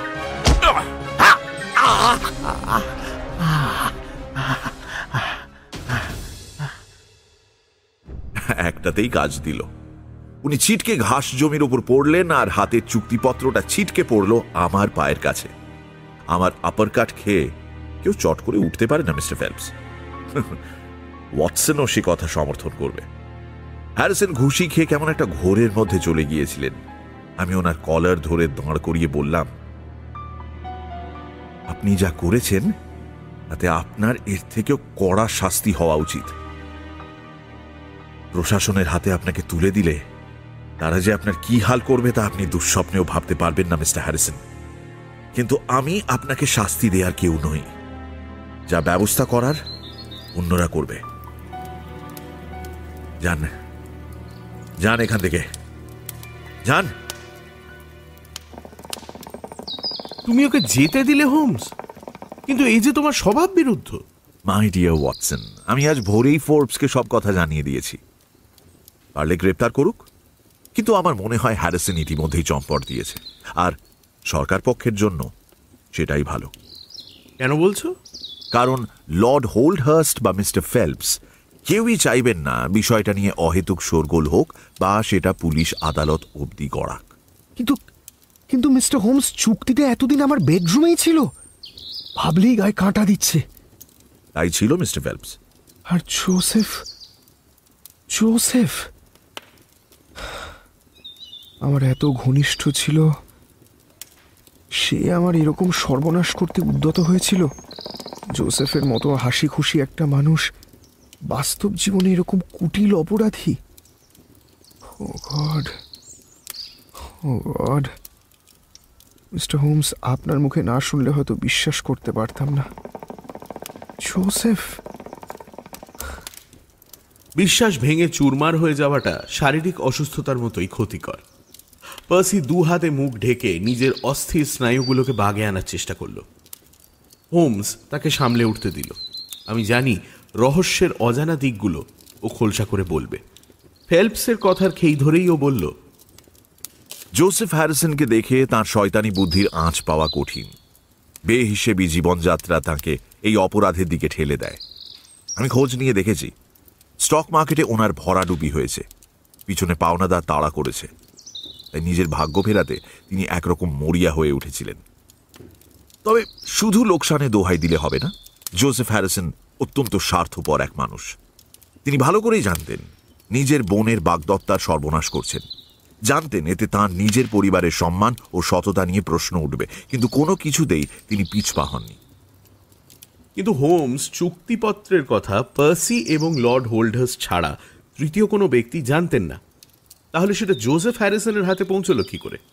হ্যাঁ, এই প্রশ্নটা আমার মাথাতেও ঘুরছে মিস্টার হোমস। হোমসের পাইপ নিভে গিয়েছিল, তাতে ফের অগ্নিসংযোগ করে সে আরম্ভ করল।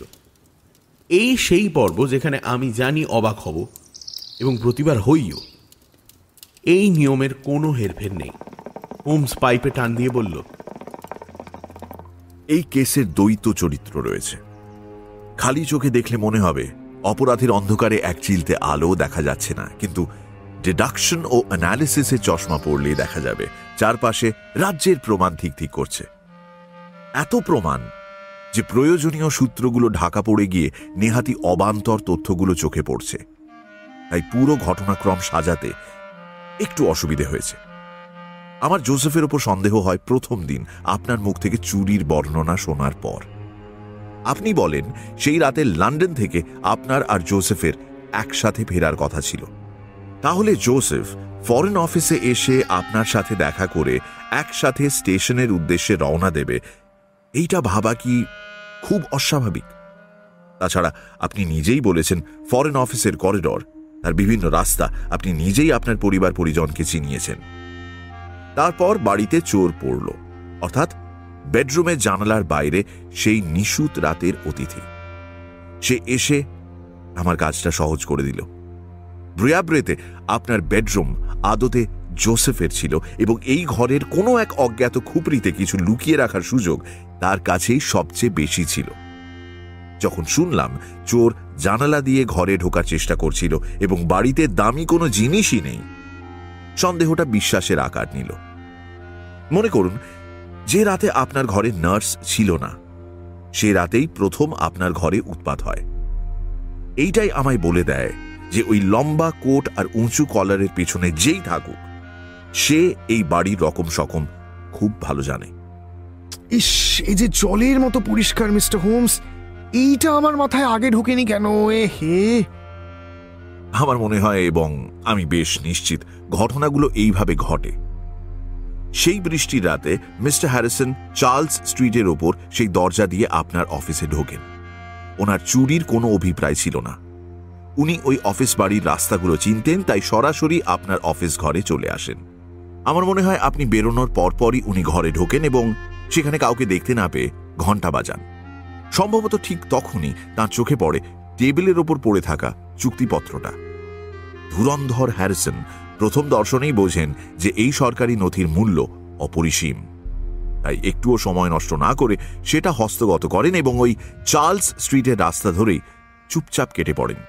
আপনি তখন বেয়ারার ঘরে এবং তাকে ঘুম থেকে তুলে ঘন্টার আওয়াজ পেয়ে ওপরে আসতে আপনাদের কয়েক মিনিট খরচ হয়। জোসেফের কাছে সেইটাই যথেষ্ট ছিল। ফরেন অফিস থেকে বেরিয়ে তিনি সোজা স্টেশনে যান এবং সেখান থেকে ট্রেন ধরে ওয়াকিং। রাস্তায় বা বাড়ি এসে আমার মনে হয় জোসেফ সেই চুক্তিপত্র আরো খুঁটিয়ে পরীক্ষা করেন এবং বুঝতে পারেন জিনিসটা সাক্ষাৎ সোনার খনি, যা তাঁর কপাল ফিরিয়ে দেবে। হয়তো সেটা ফরাসি দূতাবাস বা অন্য কোনো শাঁসালো মক্কেলের কাছে বিক্রি করার ধান্দাতে ছিলেন। তিনি সেটা মেঝের বোর্ডের নিচে লুকিয়ে ফেললেন।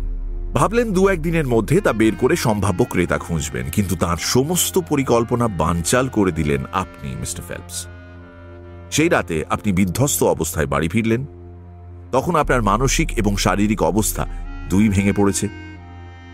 আপনি ভয়ানক অসুস্থ হয়ে পড়লেন এবং হ্যারিসনকে সেই বেডরুম ত্যাগ করতে হলো। ইমার্জেন্সি বলে কথা, তাই জোসেফ হ্যারিসন কোনো ওজোর আপত্তি খাটাতে পারলেন না। ঘরে আপনাকে নিয়ে সবসময় অন্তত 2 জন থাকতেন। এদিকে মিস্টার হ্যারিসন ভেবেছিলেন যে তিনি চোরাই মাল একটা নিরাপদ আস্তানায় গচ্ছিত রাখছেন।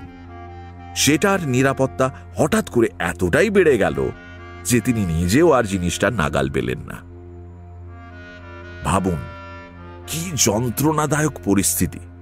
হাতের কাছে এমন একটা জিনিস রয়েছে যা হ্যারিসনকে প্রচুর টাকা এনে দিতে পারে। সে জানে জিনিসটা কোথায় রয়েছে, কিন্তু ঠিকানা জানলেও তার কাছে পৌঁছানোর রাস্তা নেই। হ্যারিসনের দেয়ালে পিঠ ঠেকে গেল। এবার তার কাছে তখন চুরি ছাড়া আর কোনো রাস্তাই নেই। আচ্ছা মিস্টার ফেলপস, চোর আসার রাতে আপনি ওষুধ খাননি, তাই না? হ্যাঁ মিস্টার হোমস, সেদিন সুস্থ বোধ করছিলাম খানিকটা, তাই মনে হয়েছিল ওষুধটা না খেয়ে দেখি কেমন থাকি। কিন্তু আপনি কি করে? আপনি ওষুধটা খেলে ঘুম থেকে উঠতে পারতেন না। আমার দৃঢ় বিশ্বাস সেদিন হ্যারিসন আপনার ওষুধে নিশ্চয়ই কিছু মিশিয়েছিলেন। ভেবেছিলেন আপনি তার প্রভাবে নিঃসাড়ে ঘুমোবেন আর সেই মৌকায় ঘরে ঢুকে তিনি ওই চুক্তিপত্র নিয়ে চম্পট দেবেন। তাই আপনাকে দেখে সে বেজায় চমকে যায় এবং সেখান থেকে পালায়। হয়তো সে আবারও ওই ঘরে ঢুকে জিনিসটা হাতানোর চেষ্টা করত, সমস্ত সাবধানতা অবলম্বন করেই অবশ্য। আমি চোর আসার কথা শুনে মনে মনে ওকে ফাঁদে ফেলার প্যাঁচ কষি। আপনাকে লন্ডন নিয়ে আসার অচিলায় ওখান থেকে সরালাম। হ্যারিসনের কাজটা হয়েও হলো না। ঘর থেকে পার্সি অন্যত্র চলে গেলেন ঠিকই, কিন্তু তার অনুপস্থিতিতে এবং আমার অনুরোধে সেখানে অ্যানি হ্যারিসন সারাদিন বসে রইলেন। আমি চাইছিলাম এই ধূর্ত ও স্বার্থপর মানুষটার মুখোশ টেনে খুলতে, আর সেটা করার জন্য তাকে হাতে নাতে ধরতে হতো। এবার রাতের অন্ধকারে ওই জানালা খুলে ঢোকা ছাড়া মিস্টার হ্যারিসনের সামনে আর কোনো গতি ছিল না। আমি তারপর রডোডেনড্রনের ঝোপের আড়ালে বসে রইলাম। মিস্টার হ্যারিসন এলেন, চুক্তিপত্র সেই গোপন জায়গা থেকে বের করলেন। তারপর আমার হাতে ধরা পড়লেন। ঘরের মেঝে দেখে আমি বুঝেছিলাম জিনিসটা কোথায় লুকোনো থাকতে পারে, কিন্তু মেঝের 12টা বাজিয়ে সেটা বের করার ইচ্ছে আমার ছিল না। সেই কাজটা আমি জোসেফের ওপরেই ছেড়ে দিয়েছিলাম। ওনার কাছে আমি কৃতজ্ঞ আমার এই কাজটা করে দেওয়ার জন্য। আর কিছু জানার আছে? আচ্ছা হোমস, প্রথমবার মিস্টার হ্যারিসন জানলা দিয়ে ঢোকার চেষ্টা করেন কেন? তখন তো পার্সি ঘরে ছিল, দরজাটায় চাবিও দেওয়া ছিল না। সোজা দরজা দিয়ে ঢুকলেই তো পারতেন। এলিমেন্টারি মাই ডিয়ার ওয়াটসন, দরজা দিয়ে আসতে হলে 7-7খানা বেডরুম পেরিয়ে তাকে আসতে হতো। কারোর চোখে পড়ে যাওয়ার আশঙ্কা ছিল প্রবল। উল্টো দিকে লন টপকে জানালা দিয়ে এসে ঘরে ঢুকলে কেউ টেরটিও পেত না। এবার পার্সি মুখ খুলল, আর আমি বুঝলাম আমার ছোটবেলার বন্ধু একজন সত্যি মহানুভব ব্যক্তি। যে মানুষটার জন্য সে সর্বস্ব খোয়াতে বসেছিল তার পক্ষ নিয়েই দেখলাম পার্সি কথা বলছে। ভুল তো জোসেফ করেইছে এবং এই ভুলের কোনো মার্জনা নেই। তবে তবে আমার মনে হয় মিস্টার হোমস, ও আপনাকে খুন করতে বা আপনার উপর আঘাত হানতে চায়নি, স্রেফ ভয় দেখাতে চেয়েছিল। হয়তো ভুল করে আপনার হাতে লেগে গেছে। ও হয়তো ছুরিটাকে যন্ত্র হিসেবে ব্যবহার করার জন্য এনেছিল। ও ওরকম কি করে করলো? পরিস্থিতি ওর সততার বলি নিয়ে নিল মিস্টার হোমস। এই কথা শুনে হোমস এক দৃষ্টে তাকিয়ে রইল পার্সির দিকে। বুঝতে চেষ্টা করলো এই মানুষটা কোন ধাতুতে করা। হোমস বারবার বলে এসেছে পর্যবেক্ষণ, বিশ্লেষণ এবং তার উপর ভিত্তি করে একটা সিদ্ধান্তে উপনীত হওয়ার কাজটা নেহাতি রসকসহীন, আবেগহীন একটা বাঁধা ছকে চলে। আজও সেই ছাঁকনি দিয়ে আবেগটা বাদ দিয়ে শুধু সাদা কালো বাস্তবটাই রাখল সে। সেই তীক্ষ্ণ হাসিখানা হেসে বলল, হতে পারে, কিন্তু মিস্টার হ্যারিসনের মতো মানুষ কি করতে পারে আর কি নয় সেটা হলপ করে বলতে পারবো না। আর মিস্টার ফেলপস, এরকম পরিস্থিতির শিকারের ওপর আমি ভরসা করতে পারবো না, কারণ আমি তার পরবর্তী শিকার হতে চাই না। সানডে সাসপেন্সে আজ শুনলেন স্যার আর্থার কনান ডয়েলের শার্লক হোমস কাহিনী the adventure of the naval treaty. Lord Holdhurst এবং শার্লক হোমসের চরিত্রে মীর, গল্পের কথক এবং ডক্টর ওয়াটসন দ্বীপ, পার্সি ফেলপস অগ্নি, মিস্টার ট্যানজি, মিস্টার ফোর্বস এবং গল্পের সূত্রধার আমি সোমক, মিসেস ট্যানজি শ্রী, মিস ট্যানজি লাজবন্তী, অ্যানি হ্যারিসন গোধূলি, জোসেফ হ্যারিসন শুভদীপ চক্রবর্তী, পুলিশকর্মী বিমল, গল্পের অনুবাদ এবং বেতার নাট্যরূপ পুষ্পল, পর্ব পরিচালনায় অগ্নি এবং দ্বীপ, ধ্বনি পরিকল্পনা সৌম্য এবং শুভ, পোস্টার ডিজাইন অ্যাস্টারিস্ক। শেষ হল স্যার আর্থার কনান ডয়েলের শার্লক হোমস কাহিনী the adventure of the naval treaty. আগামী সপ্তাহে আরও একটি রোমাঞ্চকর গল্প নিয়ে হাজির হবে সানডে সাসপেন্স।